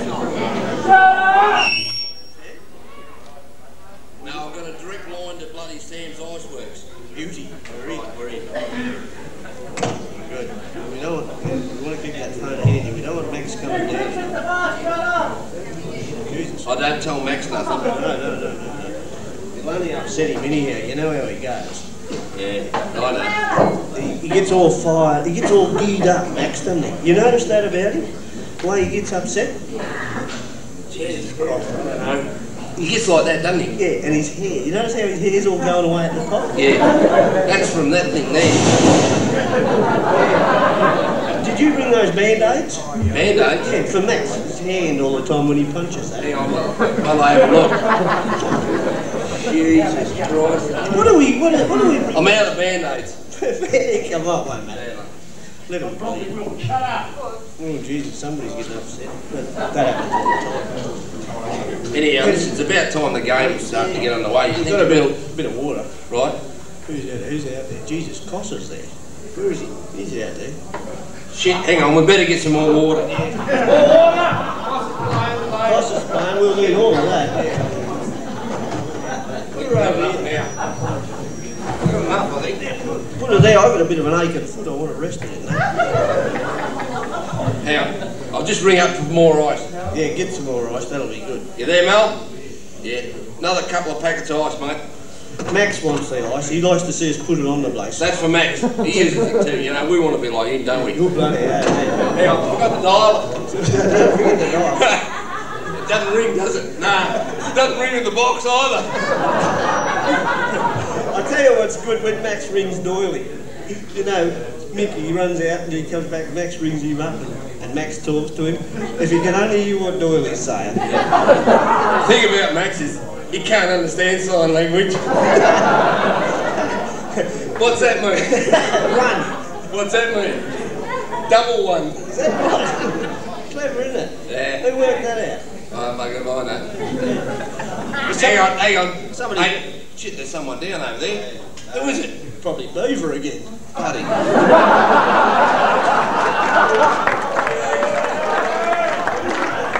on. I'll tell you what, I think bloody Jerry Thomas should do that job because he actually gave the opposition a free kick last week. Oh, he's gone. Oh. Put him on the boundary and give Beaver a spell, eh? Yeah, no, put Beaver in the middle. You know what, he'd be able to do the job because Max sits up there high and he gives him advice on how to run the game, so it wouldn't be any trouble. and I'll tell you something else, if he didn't do it all, he could get help from Curry and from Revue. They're both good at it. Tell you what, let's flip a coin to see who goes out first today. Yeah, well, there's somebody down, so we better flip. Righto. You got one? Oh shit, I think so. Yeah. What do you want? I'll have heads. Bad luck, mate. You first. You cheated, I'm not going. Hey? He's up anyhow, won't he? Who I don't want to rush. Hey, hang on. Someone's down on the other side of the ground over there. Where? Over near the scoreboard. Oh, jeez, I can't Bloody moving, eh? Move? Hang on, I'm not sure. I think it's Arthur Holmes. Shit, I thought that was the scoreboard moving. Now he's trying to sell Tubby Brooks as raffles. What a double. What a double. Anyway, and how you been? Oh, good, mate. Yeah, good, okay. Yeah. Oh, yeah. It's a good game of football. Oh, it's a top game, yeah. What did you do last week? Not much, no. I went out of footy, yeah. Did you? A couple of blokes got hurt. I was going to go out to them, but I didn't. But you know what, I went to go out before. Hang on. I think there's someone fell over down there. No, it's all right. I think it's Cossy wants another drink. Well, get Mel to run it out to him. Mel? Yeah. Hey, actually, what happened to that dog we used to have? Daryl, he's gone. Well, no one having a bloody dog and barking too. No, he'll be right. He'll be the water boy. He'll be the water boy from now on. Hey, Daryl! Bloody hell. So you can't depend on anyone around here anymore, can You know what, when we were out of water, I was going to run out before, and there was a big puddle there, and I thought, Jesus, it's been raining, and it wasn't. It was right in front of where Peter Reynolds had been talking to someone. Very expensive hole, isn't it? Oh, yeah. No, Pete, he gives him a spray. Hang on. There's been a bit of trouble down here. A bit of a blue one, I think. Jesus, I might get out of that. Who is it? It's normally the quickest you ever move. I think it's bloody Wellesley. Oh, it's no good rush, and he'll knock him out. This is good. These are good things to play with, aren't they? Well, it's just about time for Bunny's back rub. Yeah. That's all I got left. Well, listen, you left it. Well, you haven't rubbed it on for last week, but just tell him it's the same tube. Yeah. You've been using it for a month. I know. You just rub it around, and he thinks it's getting hot. He's easy. These are good bags of these, aren't they? Yeah, what are you getting those bags? Oh, geez, you've got lots of goodies in here. You know, that's a coal spray, you know. I see that on TV. I thought, geez, this is good. I thought, they must have flies on or something. Yeah, well, you just keep spraying it around, they think they get better. That's the magic spray.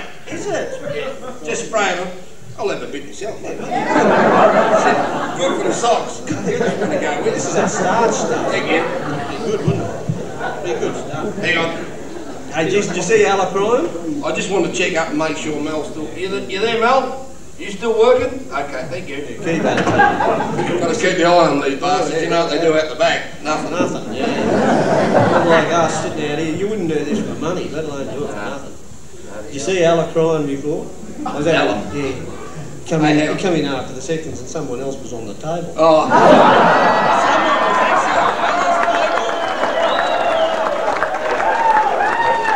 Someone was actually on Ala's table. Yeah. I don't believe it. Oh, yeah. He really got upset. You know what? They weren't comfortable either because they didn't fit his imprint. What about bloody Joel?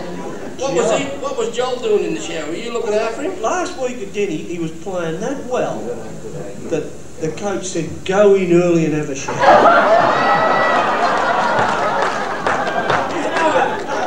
Geez, I'll tell you what, Dick, they make this job easy for us. Hang on. Oh, what are you doing there? What was that for? You getting those kids off? No, just getting a bit of practice in for Max. Good thing that, boxing. That's why the phone's good. You notice when they get the coach down here and everything, and it's noisy and they're yelling out and everything, you can't have a sensible conversation, nothing goes right. And you notice when Max is here, he's always saying, go out there, go out. I thought he said go way back. No, that was when he was at his farm. I thought that's where he was last week. It should have bloody well been. Did you see the president last... Hang on. Jesus Christ, I'm there's someone down again over there. No, hang on. I think it's bloody Bozo. Bozo. He'll be right. No, Joey will get him up. Okay. Right, Christ. That bloke's been rolled around in the mud over there. Look at him. Dirty. Oh, no, it's just Jesse.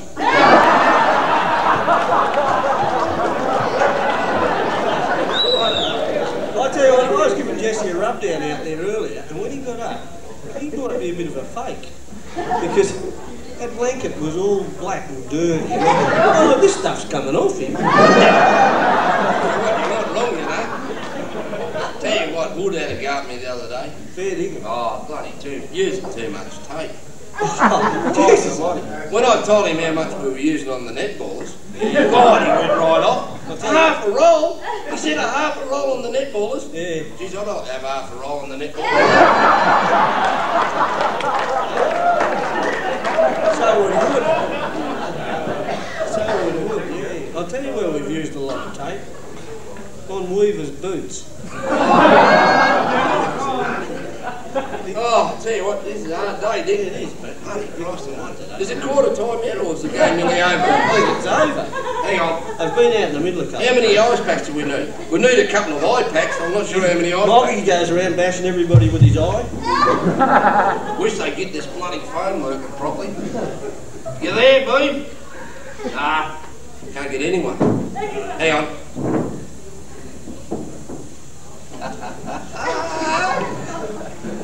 I'll have a couple of things, Sam. Yeah. Well, I reckon she's all over, mate. I'll tell you what, mate. You know, for bloody years and years we sit around in the rain, in the sunshine. Now, if someone said to you, and I'll tell you what, Dick, if they said, would you sit in the rain? Oh, shit! They said, would you sit in the rain for say 50 no. bucks and look after these blokes? What would you I'd say no. Yeah. I'd say no. You know what I'd say? No. Get stuffed.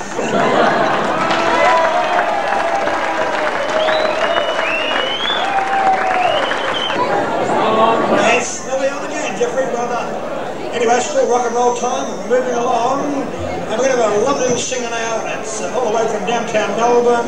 Little Dickie Lee's long lost brother is going to entertain us with some lovely little songs.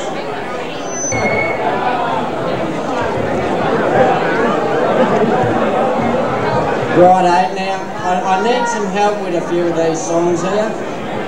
Righto. Now, if you shut up, then I can sing a song, alright? There you go. Alright, now, so I love to have a beer with Duncan, righto? So I need some help here. I love to have a beer with Duncan. I love to have a beer with Duncan. We drink in moderation. And we never ever ever get rolling drunk. We drink in the town and the country where the atmosphere is great. Yeah, I love to have a beer with Duncan, 'cause Duncan's me mate. Yeah, Laurie, you're supposed to tune the guitar. I love to have a beer with Greg. I love to have a beer with Greg. We drink in moderation, and we never ever ever get rolling drunk. We drink in the town and the country where the atmosphere is great. Yeah, I love to have a beer with Greg, 'cause Greg's me mate. Yeah, Peter this time talks a lot when he drinks. I love to have a beer with Peter, and also love to have a beer with Pete. We drink in moderation, and we never ever ever get rolling drunk. We drink in the town and the country where the atmosphere is great. I love to have a beer with Peter, 'cause Peter's me mate.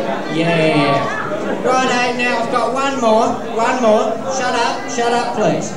Righto, there. I need a couple of ladies out of the audience. Righto. Now we're going to do a nice little song here, and any of you ladies can come up. Thank you. Who wants to come up? There you are. Who wants to come up? Shut up or I'll start singing again. Righto. What about you two down there? Up here, ladies. Hey. You, up here. Come up here. Come on, you promised me. Righto, now we've got someone. Now, you can all join in the chorus, alright? Where are they? Up here. Look, big round of applause for the ladies. There you are. Thank you.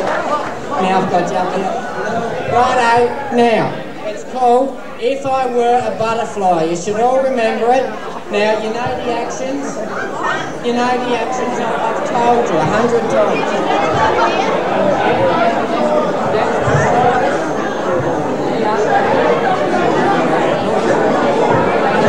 Righto, you ready? Hang on, no, we don't need that this time.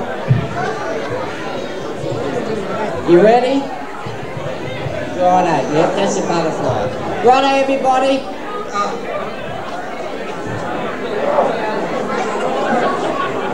That's the chorus. Right, you can hold the chorus. She's scared. Right, you ready? If I were a butterfly, I thank you, Lord, for giving me wings. And if I were a robin in a tree, I thank you, Lord, for giving me wings. And if I were an elephant, I thank you, Lord, for for my big drum. And I just... Sorry. It's a 12-inch penis from the asparagus leg. And I just thank you, Father, for making me diddy. For you gave me a heart and you gave me a smile. You made me Jesus and you gave me a child. And I just thank you, Father, for making me diddy. And if I were a hippopotamus, just stand there, ladies, I'll see. And I just thank you for whatever. And if I were a kangaroo, you know I'd hop right up to you. And if I were a platypus, thank you, Lord, for my good looks. Chorus, everybody. For you gave me a heart and you gave me a smile. You made me Jesus and you gave me a child. And I just thank you, Father, for making me did it. Once more, everybody, once more. For you gave me a heart and you gave me a smile. You made me Jesus and you gave me a child. And I just thank Malacca. For you gave me a heart and you gave me a smile. You made me Jesus and you gave me a child. And I just thank you, Father, for making me did it. Thank you. Right, stick it up. There's a good girl. Has it been checked? By how many sources? Which one? A dead horse. Sounds like a few old nags around here. Anyway, whoops, I've got it the wrong one here. There it is. I did that. There, I did that on purpose, actually. My funny joke. The socks, oh yeah, right. I've got another pair the same in my bag, righto?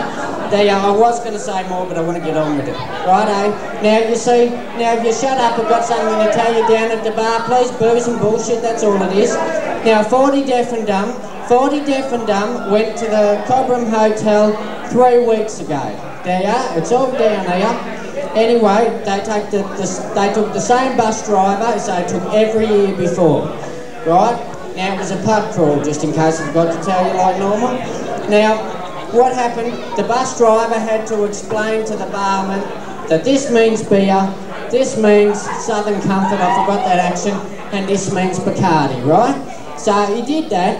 Anyway, they were all up at the bar. No, don't take offence if you're deaf and dumb, especially not mine, because we need it. But anyhow, yeah, that's right, they're drinking away for about 3 hours.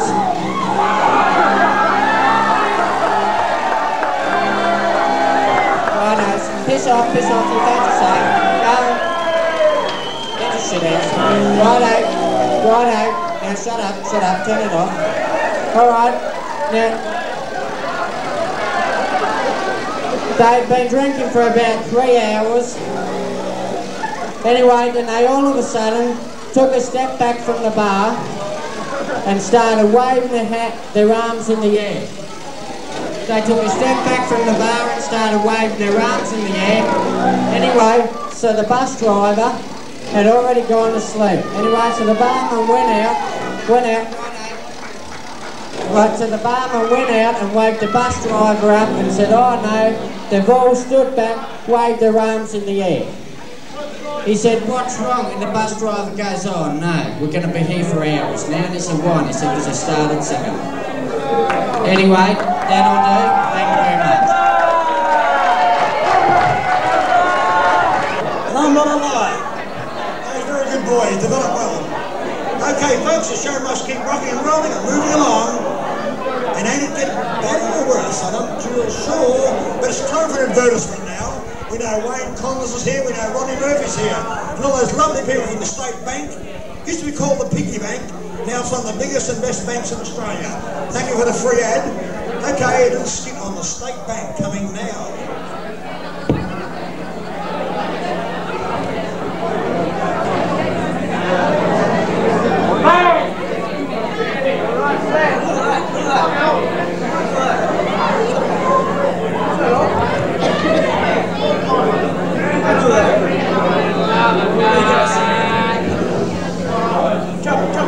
show she was all over me. I don't want to show she was all over me. She was. Shut up. I don't want to show she was all over me. But now look at her. With that what lot? Look at him. Comes from Darwin, right? Gets a car. Gets a contract. And $500 a week, whether he plays or not. Not to mention, he's got Samantha. Right? Now how am I supposed to compete? I train hard all week. The club president comes up, gives me $15. You know, like, it's kind of a, you know, here's your $15, son. Spend it wisely. What is it to spend $15 on jewellery? I'll tell you, what is it? My football life is worth 6 hamburgers. 6 hamburgers! Hey, what are you doing? Getting some money out. Getting some money out? Yeah. How much? $40. 40 bucks? Is it all your money? Yeah, it's all my money, Ralph. Fair income. How much do you get a week?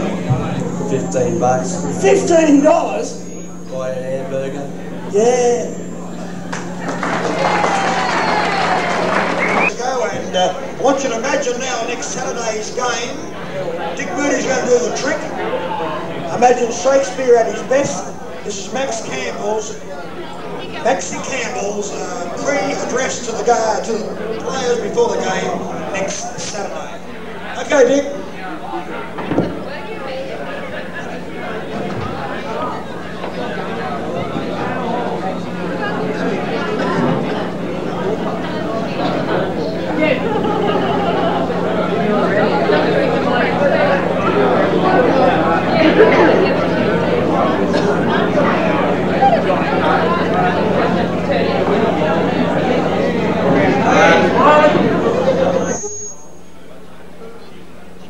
As Peter said, this is the speech that Max would make next week prior to the game if Shakespeare was writing his speeches.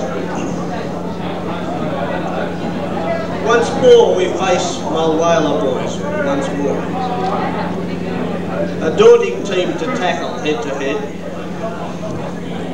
As we build up, there's nothing so becomes a man as modest stillness and humility.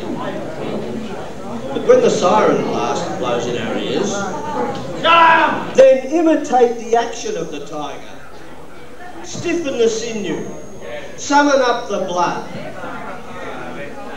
Let the eye come through the portage of the head like a brass cannon.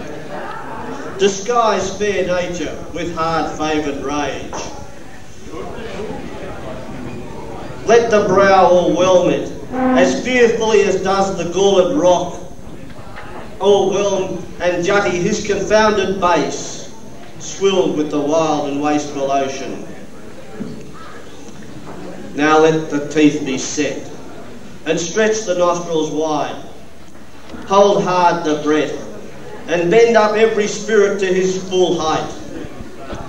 On you noble tigers, with history set in names of football greats. Go out today like so many Moggs and Bunkles, Hockings and Hollands, Frank Anderson and Peter Reynolds, footballers that like so many Barassies have in these parts on a hard Saturday afternoon fought, then hung up their boots, unbowed, walked out. Only time could slow them, not the likes of those we face today. Dishonour not this great club. Now attest that those great men who went before you have placed their sacred history in strong hands.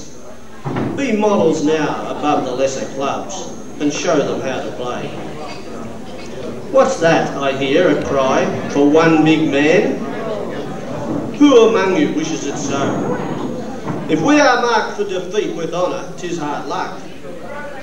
But if to go down in shame, we are enough to humiliate the town. But if to win, the fewer men the greater share of honour. God's will, I pray thee, we should not wish for one man more. By Jove, I covet not for gold, nor care I who feeds upon my cost. It yearns me not if men my garments wear, such outward things dwell not in my desires. But if it be a sin to covet honour, I am the most offending soul alive. Faith, my boys, wish not for one man more, God's peace. I would not lose so great an honour as one man more methinks would share from me. For the best of hopes I have, I do not wish one more. Rather this, boys, proclaim it from me to all of you, that he who has no stomach for this fight, let him depart. His transport back to Cobram shall be made. Send him home, a few cents for expenses in his purse. We would not play in that man's company that fears this fellowship to play with us today. This day for us is final 89. He who plays this day and comes triumphant home will stand tip-toe whene'er this day is named and rouse at the mention of Mulwala, and if he lives to be old age, shall each year drink freely on Cobram Football Club and say, this day we beat Mulwala. And he will remember with advantages what feats he did that day. Then shall our names, familiar in their mouths as household words, Campbell the coach, Beasley and Bunn, Simpkin, Artavilla, Goldie and Blackie, and all the rest, be in their flowing cups freshly remembered. This story shall a good reporter of the future relate to his sons. Prominently shall it feature in the press and on the broadcast news. Kilgour of TV shall falter and retract his words, and each year the Mulwala match shall ne'er go by, but we now in it shall be remembered. We few, we happy few, we band of brothers. For he today that sheds his sweat with me shall be my brother, and players gone before or coming up shall think themselves accursed they were not here, and hold their manhood cheap while any speaks that played for us. Last match, Mulwala, 89. That you are worth your breeding, I doubt not.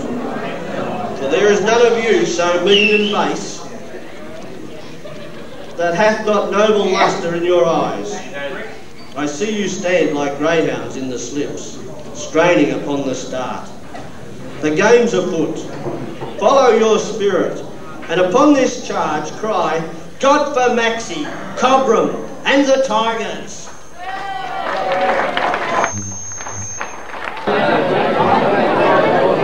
Right into the show, folks, and a couple of things I want to ask. Do you really want to see the short people again? Yes? Did I get a yes? Okay, we'll do the short people again. Do we really want to see the irresistible ladies again? Yeah.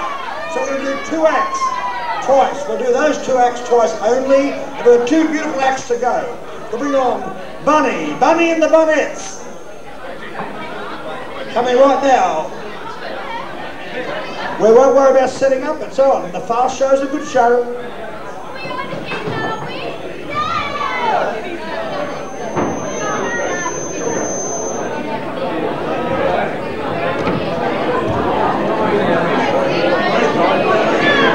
We're on. Just a couple of quick little songs. I know everybody's getting bored, but we'll just finish off with a couple of songs if everyone can shut up for a minute.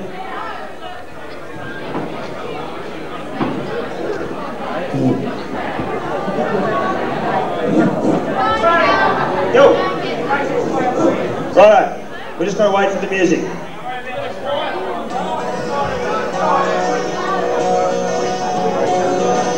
Joey kicked the Robbo and on to Goldie. Goldie dodged a few before he stuck it on Slat's chest. Slats it past to Bezo and on to Jesse and then to Wellesley. Before you knew it, Sandy had done the rest. Then Max yelled out, hey, kick it! Jason dropped it in the square. They ran the ball out wide and Max said, son, get over there. He ran like hell to block out. You could tell that he was keen, 'cause he'd come from the under-16s. Bounced in the centre with a guard almighty whack. Scotty thumped it, China grabbed it off the pack. China passed to George, but it slipped right through his hands. All I remember was a screaming from the hill. The players were charging forward, there was enemy all around. We had Trev and Stan and Muddle, and they passed the ball around.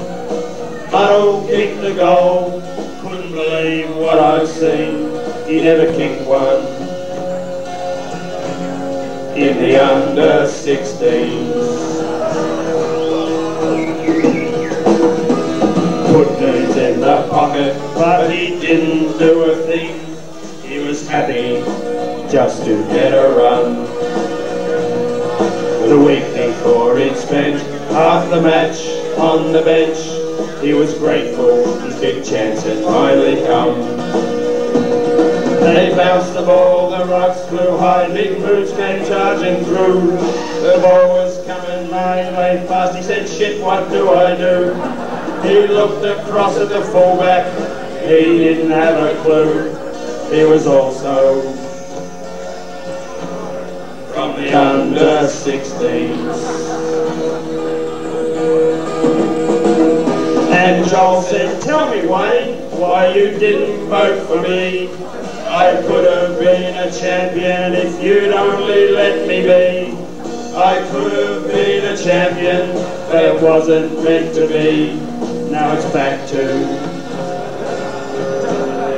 the under-16s.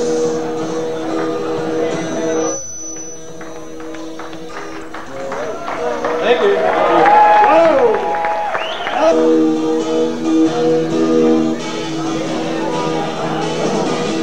The doctor told me, your knee is gone. No point in pretending you can carry on. Your ligament is broken in two. There's just one thing I can recommend for you, and it's telling me over and over and over again, my friend, I'm going to need a complete knee reconstruction. I'm going to need a complete knee reconstruction. Think of all the knees, twisted, bent and broken.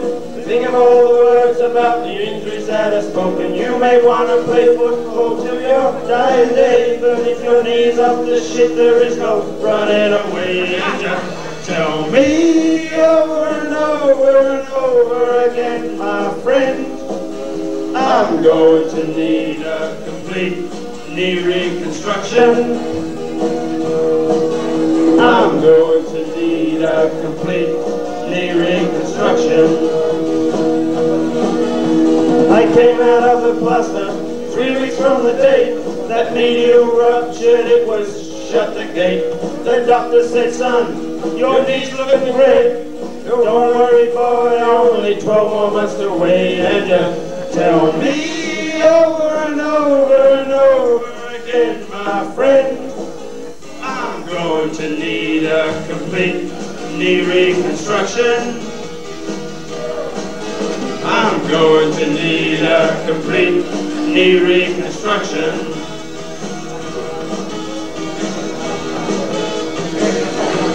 Thank you, thank you.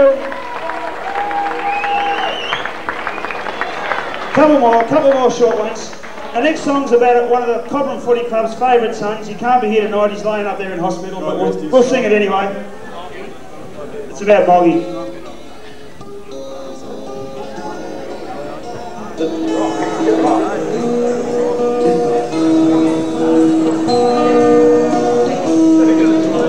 Who's the one that dives into the pack and sends us back into attack? It's Moggy. Oh, Moggy. And who's the one that kicked the winning goal that won the flag back in '84? It was Moggy. Oh, Margie. And who's the one that proudly wears the black and gold and cracks the shits when people say he's old? It's Margie. Oh, Margie. And who's the one who misses winter training nights and tells the coach he can't see under lights? It was Margie. Oh, Margie. Thank you. One more. One to go. Next round. Go, Rocket, go. We want the audience to join in the chorus on this one. Go, Rocket, go.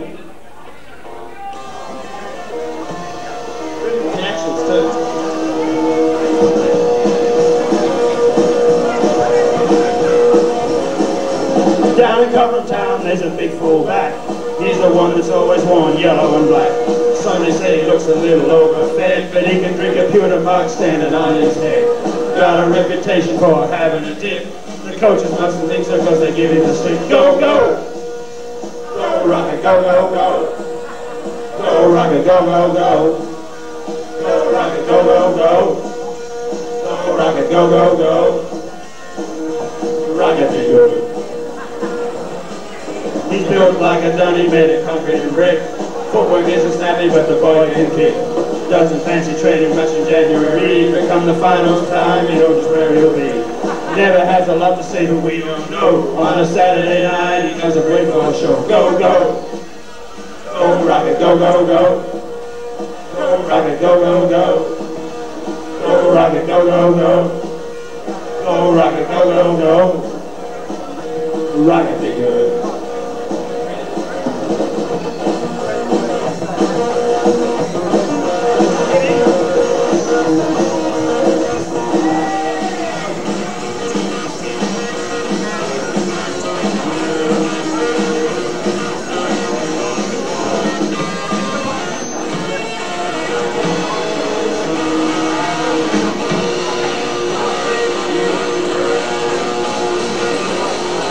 Likes to go to footy at Virginia Park, where his brothers tear the other teams apart. One they call him Footy, he's just over there. The other one is Stevie's got short up hair. The hockey boys together make a fist inside, but it's the Rocket Man we're singing about tonight. Go, go! Go, Rocket, go, go, go! Go, Rocket, go, go, go! Go, Rocket, go, go, go! Go, Rocket, go, go, go! Rocket, be good. Rocket, yeah!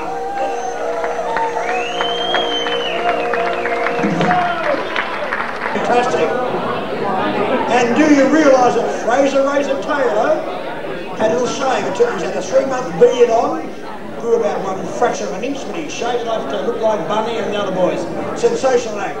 Okay, on with the show, and I guess this will be possibly the best part of the evening, who knows? Plus I've got 2 comebacks. Anyway, without any more to do, Con the Fruitia.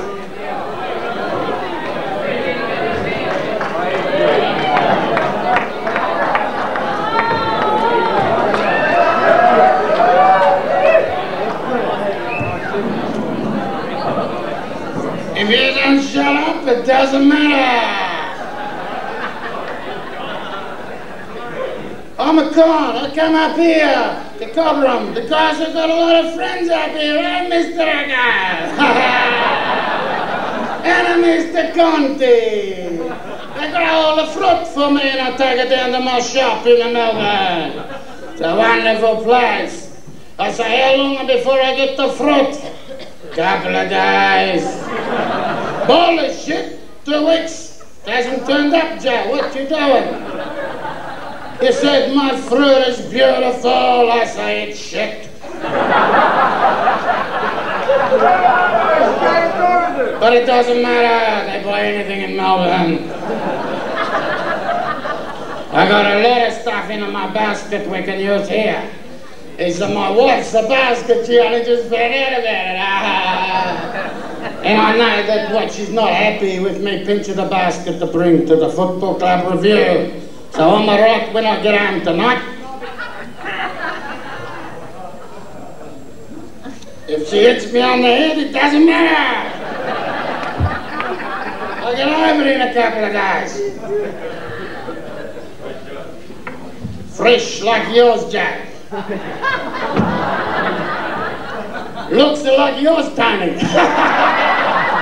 Oh, sorry, Connie. Sorry, Connie.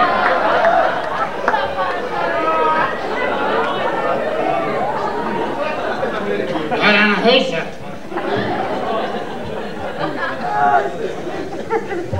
I think this one need operation.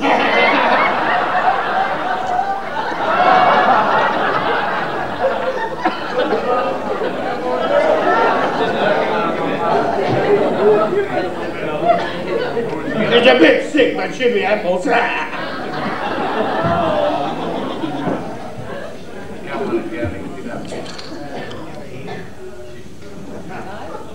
Oh, that Foster's light. I was going to say something, I'll tell you another day what the F stands for.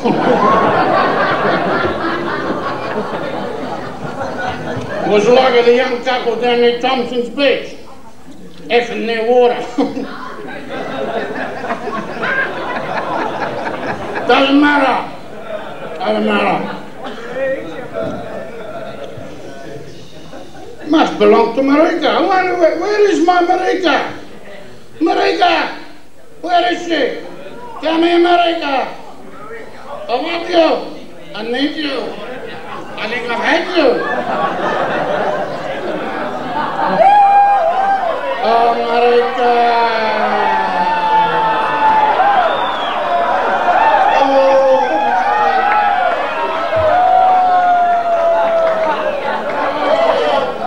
A couple of pairs. This is a nice pair, Joe. You should have ground like that, but not on you. Oh, shit! You're not taking the tablets? Oh, shit, how long? This is what the F stood for. Oh, no, not another. How many little gentlemen you got in here? Oh, look at the little gentlemen. Oh, they're beautiful. How much longer you got to go before the new baby? Couple of hours. Doesn't matter. I'm a bit worried. I think it's ready to be born. Oh, no. Get taking the little gentleman. You got Alfredo, I got Albert. Alberta, my little baby. Hey, look, you know what I got here? Doesn't matter. Couple of decades.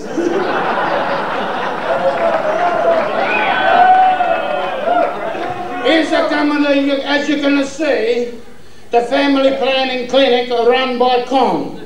This is stuff here, she's a good for sex aid. We use this all of the time for sex aid. I use about 4 drums a year. Yeah, you know how to use it. You put it on the door handle so the kids can't come in.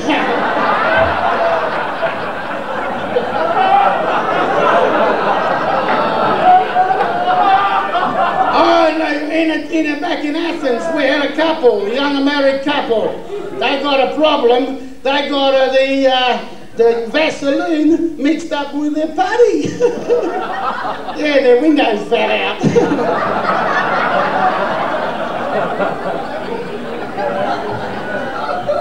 Looks like you got one of them under there too. Doesn't matter.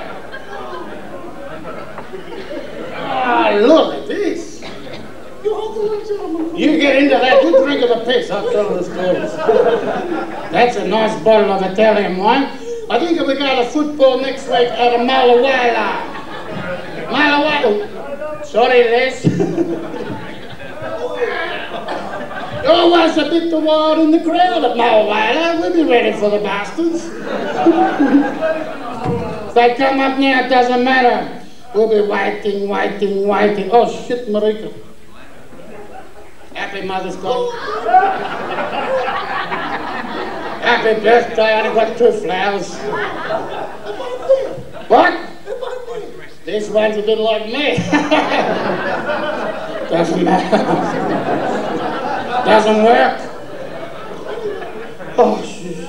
Anyway, Marika and I, when our little babies, what's their name? You all know them. Recite them to me, please. Ula, Dula, Fula, and who gives a shit about the other one? What is the name? Agape? What is Jupiter name? You pick it that. Doesn't matter. When Agape was a little girl, she comes up into our bedroom, and you wouldn't believe it, but Marika and I were, you know, a jiggy jig. And we was doing it what married couples sometimes used to do in the bed. And we was going pretty well, and Agape comes up at the door and says, Dad, Con, I want a drink of water. I said, go on, go.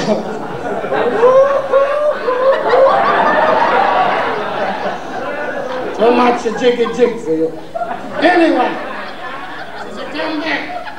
5 minutes, 1 minute for me later, and says, Daddy, I want a drink of water. I said, go away, go away. And then she comes back in another minute and she says, hey, Dad, I'll shake her the bed for Mum, you get the drink of water.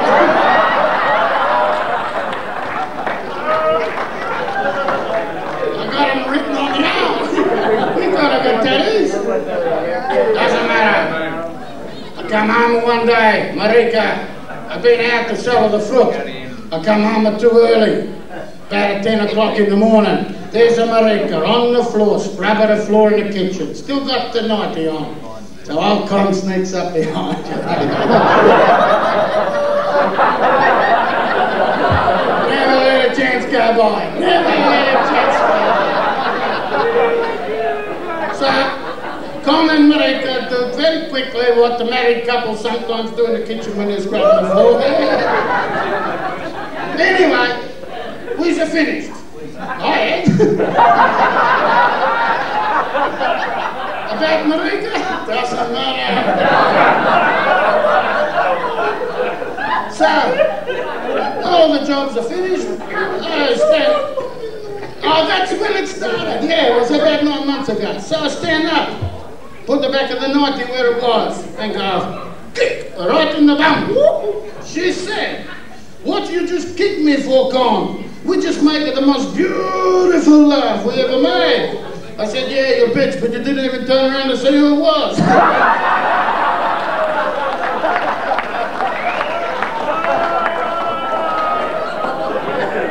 But it doesn't matter. We got in the footy club a few people, and the one compare. He come up to me before and give me a couple of sprays. I don't even tell any more of them.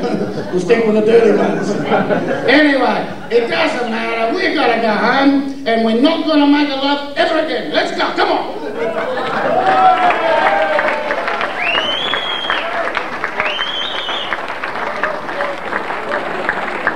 The Irresistibles on your popular request right now.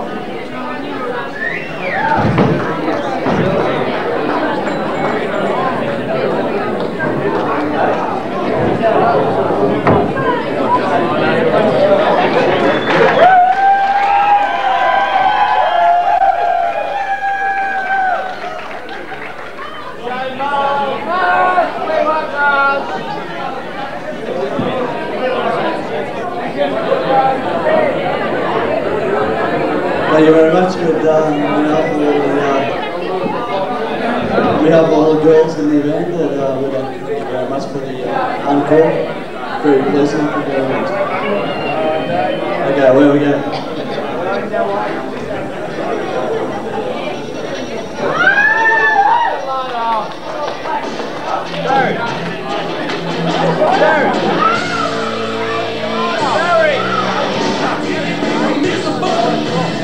Lights off.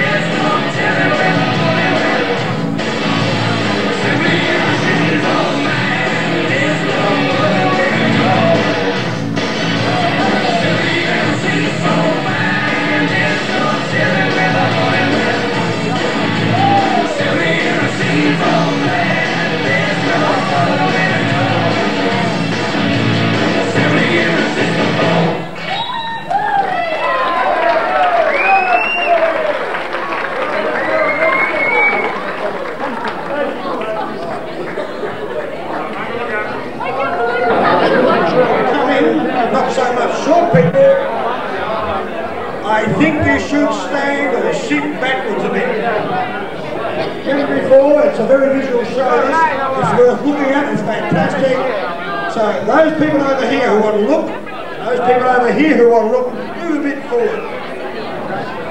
It's called Short People and it's a magic little act and we'll get underway in a few secs.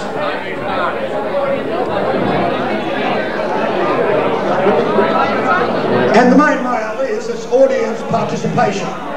Apart from drinking and hurrying and touching one another in the dark, you'll be able to participate in this little act by watching One Tom the Fruity are good and Marika. Hasn't it been a fantastic show all night? It's only 22 minutes past 1 o'clock.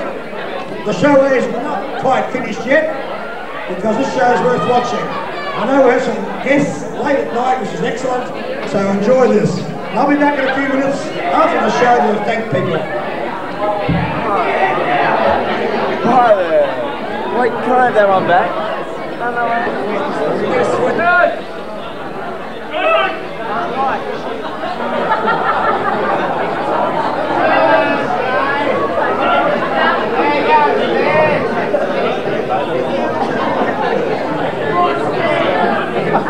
Chisel, you are short. You are really short. Listen here, Tiger Town. You're no giraffe. How come you're so short? Who's your old man? Justin. Justin who? Justin that. And what's his heritage? He's from the capital of Australia. Where's that, Tiger? Wangaratta. Well, tell me a bit about it. We've got a little song now called Wangaratta, and it's very important that you sing along.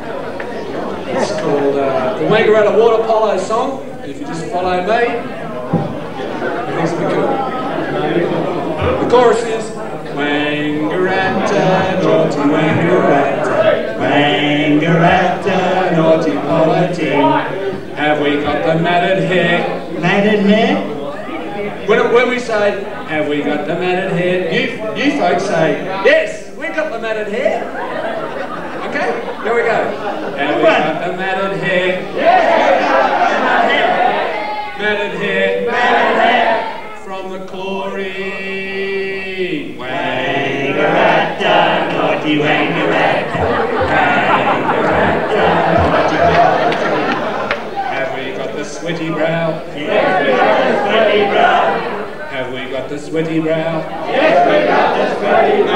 sweaty brow, sweaty brow, matted hair, matted hair, from the glory.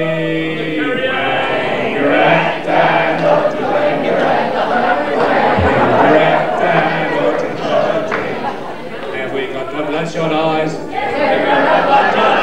Bloodshot eyes, bloodshot eyes, sweaty brow, matted hair, from the glory. Wangaracta, naughty Wangaracta, Wangaracta, naughty holiday. Have we got the smashing nose? Yes, we've got the smashing nose, Smashing nose, smashing nose, bloodshot eyes, sweaty brow, matted hair, from the glory.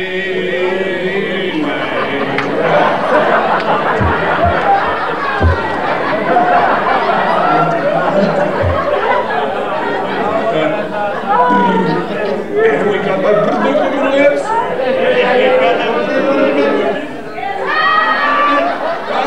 Start again. Have we got the lips? yes, we've got Lips. Broken nose, bloodshot eyes, sweaty brow, matted hair, from the glory. Wangaracta, naughty Wangaracta, Wangaracta, naughty melody. Have we got the smashed jaw? Yes, we've got the smashing jaw. You're not listening. Are you listening? When I say, have we got the smashed jaw, you're supposed to say, yes! We got the smashed jaw! Shut up, big fella. Have we got the smashed jaw? Yes, we've got the smashing jaw. Do it! Have we got the smashed jaw?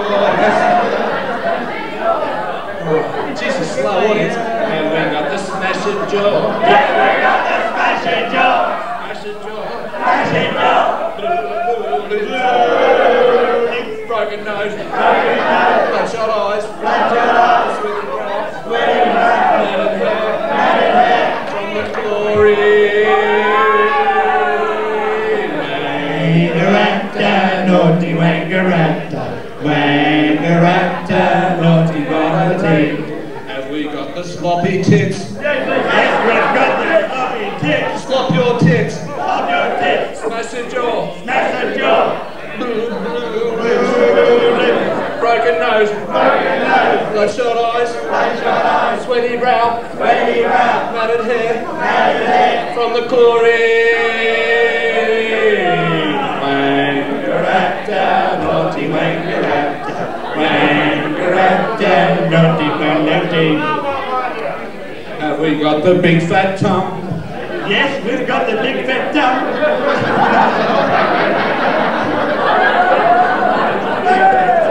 Big fat tongue.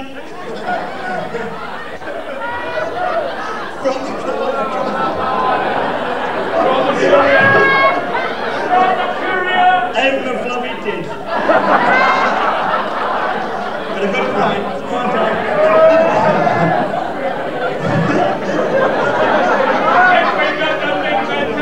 Yes, we've got the big fat tongue. Big fat tongue. Big fat tongue. Sloppy tits. Sloppy tits. Smash the jaw. Smash the jaw. Broken nose. Broken nose. Bloodshot eyes. Bloodshot eyes. Sweaty brow. Sweaty brow. Matted hair. Matted hair. From the glory. Here we go now, Jane Hurley. Wangaracta, naughty Wangaracta. Wangaracta, naughty melody. Have we got the brewer's droop? Yes, we've got the brewer's droop. Brewer's droop. Brewer's droop for sure. Big fat tongue. Big fat tongue for sure. Sloppy tits. Sloppy tits. Smash the jaw. Smash your jaw. Lips.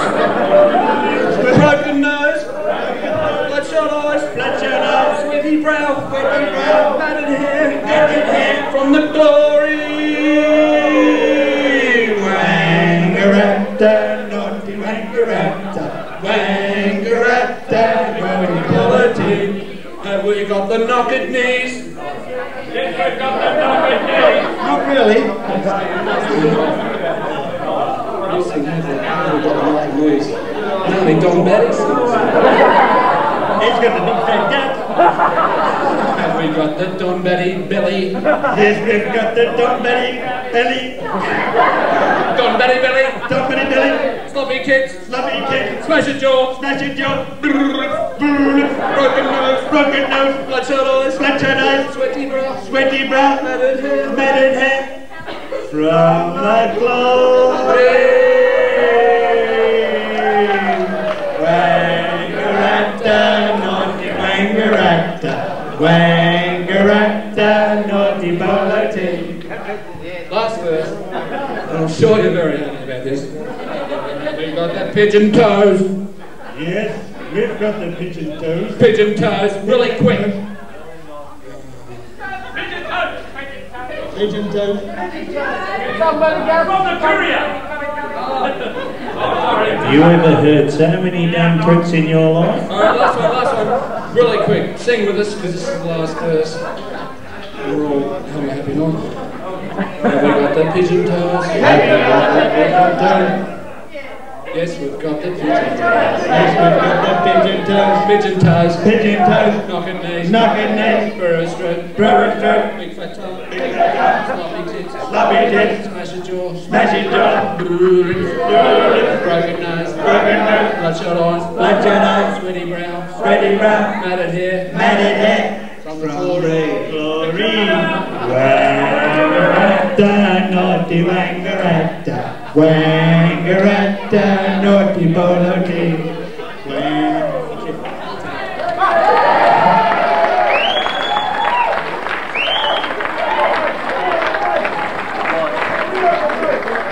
Short people, I don't want to wander up a bit and relax. We haven't got a guy who wants to tell a story about dwarfs like Dave Darby. Do you want Dave Darby? Yeah! The meter's saying 1 degree. Dave, we're working on it. Looks like certain people's got the job here, Murray, producer. I can't wait till the thank yous. Anyway, short peoples will go, and Dave will have to wait a few minutes. Maybe jump up now and tell a quick joke. Come on, Dave, come on, it'll take you 2 minutes. They'll take 3, quick. We'll make it real quick, you know.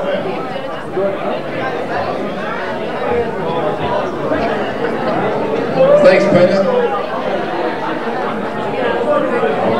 Well, we're just seeing a couple of dwarfs over here. Just to keep you happy, I'm going to tell you a little joke about 7 dwarfs. Now everyone knows the 7 dwarfs. They went from Smiley to Sneezy to Grumpy and the whole lot of them. Anyway, the 7 dwarfs decided that they were going to get out the back, climb up the window and sneak in and have a little preview on Snow White having a shower. So they drew straws and Sneezy won. And he was up the top. And what happened was, he was supposed to tell the rest of the guys what was happening. And as Snow White come in to have a shower, Sneezy said something like this. Here she comes. Here she comes, here she comes, here she comes, here she comes. Down the line it went. She's taking the clothes off. She's taking the clothes off, take the clothes off, take the clothes off, take the clothes off. Oh, she's got beautiful tits, beautiful tits, beautiful tits. Down the line it went. All of a sudden, she's got nothing on, she's got nothing on, she's got nothing on, she's got nothing on. Sneezes up the top and he said, someone's coming. And the rest of them said, so am I, so am I, so am I.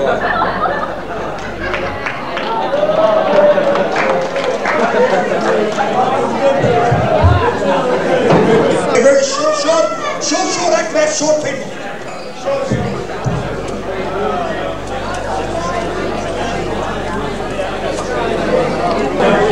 I want to thank a few people for talking about Peter Long before earlier tonight. Peter's recovering very well. He's asleep at the moment. His eyes going to be okay. I'd like to thank some people tonight while the short people are getting organised. Without doubt, this show would never have occurred without the brilliant Colin the Fruitier, Laurie Meehan. Well done, Laurie. Butch. I'd like to thank the netball people for the very much, the netball girls. And young Joni Bush. Very talented people, the Bush family, for the little bit of artwork, which is rather large, right behind us here. Sorry for that, Bush. You see a tiger here behind the topic. Thank you, Jody. If you had Smiley Colson, the sound engineer, extraordinaire. Hello, Smiley, and what an act. And for Adrian Bennett, superstar of Australian senior football, plus junior football lady, well done for your video work. We can't wait to see us. And to the cooks, the silent partners of the whole operation, Francis Markey, Peter Grolton and Colin Nye for cooking the magnificent beef you ate tonight. The two young guys nearly got my wife in free, but my honesty shone through again and paid the $15. Thank you very much for James Jones and Travis Smith. Those good hard-working committee guys up from the football club and the bar, having a few odd free beers, mind you. They've sold a lot of grog tonight. Well done for the boys up the bar. And for anyone else that helped. Many of you lovely people are coming along. What a superb night. Thank you very much. It's been a privilege to do this job. I've had a kick out of it. I hope to myself. And it's on for the short people. Then it's drink time and fun land.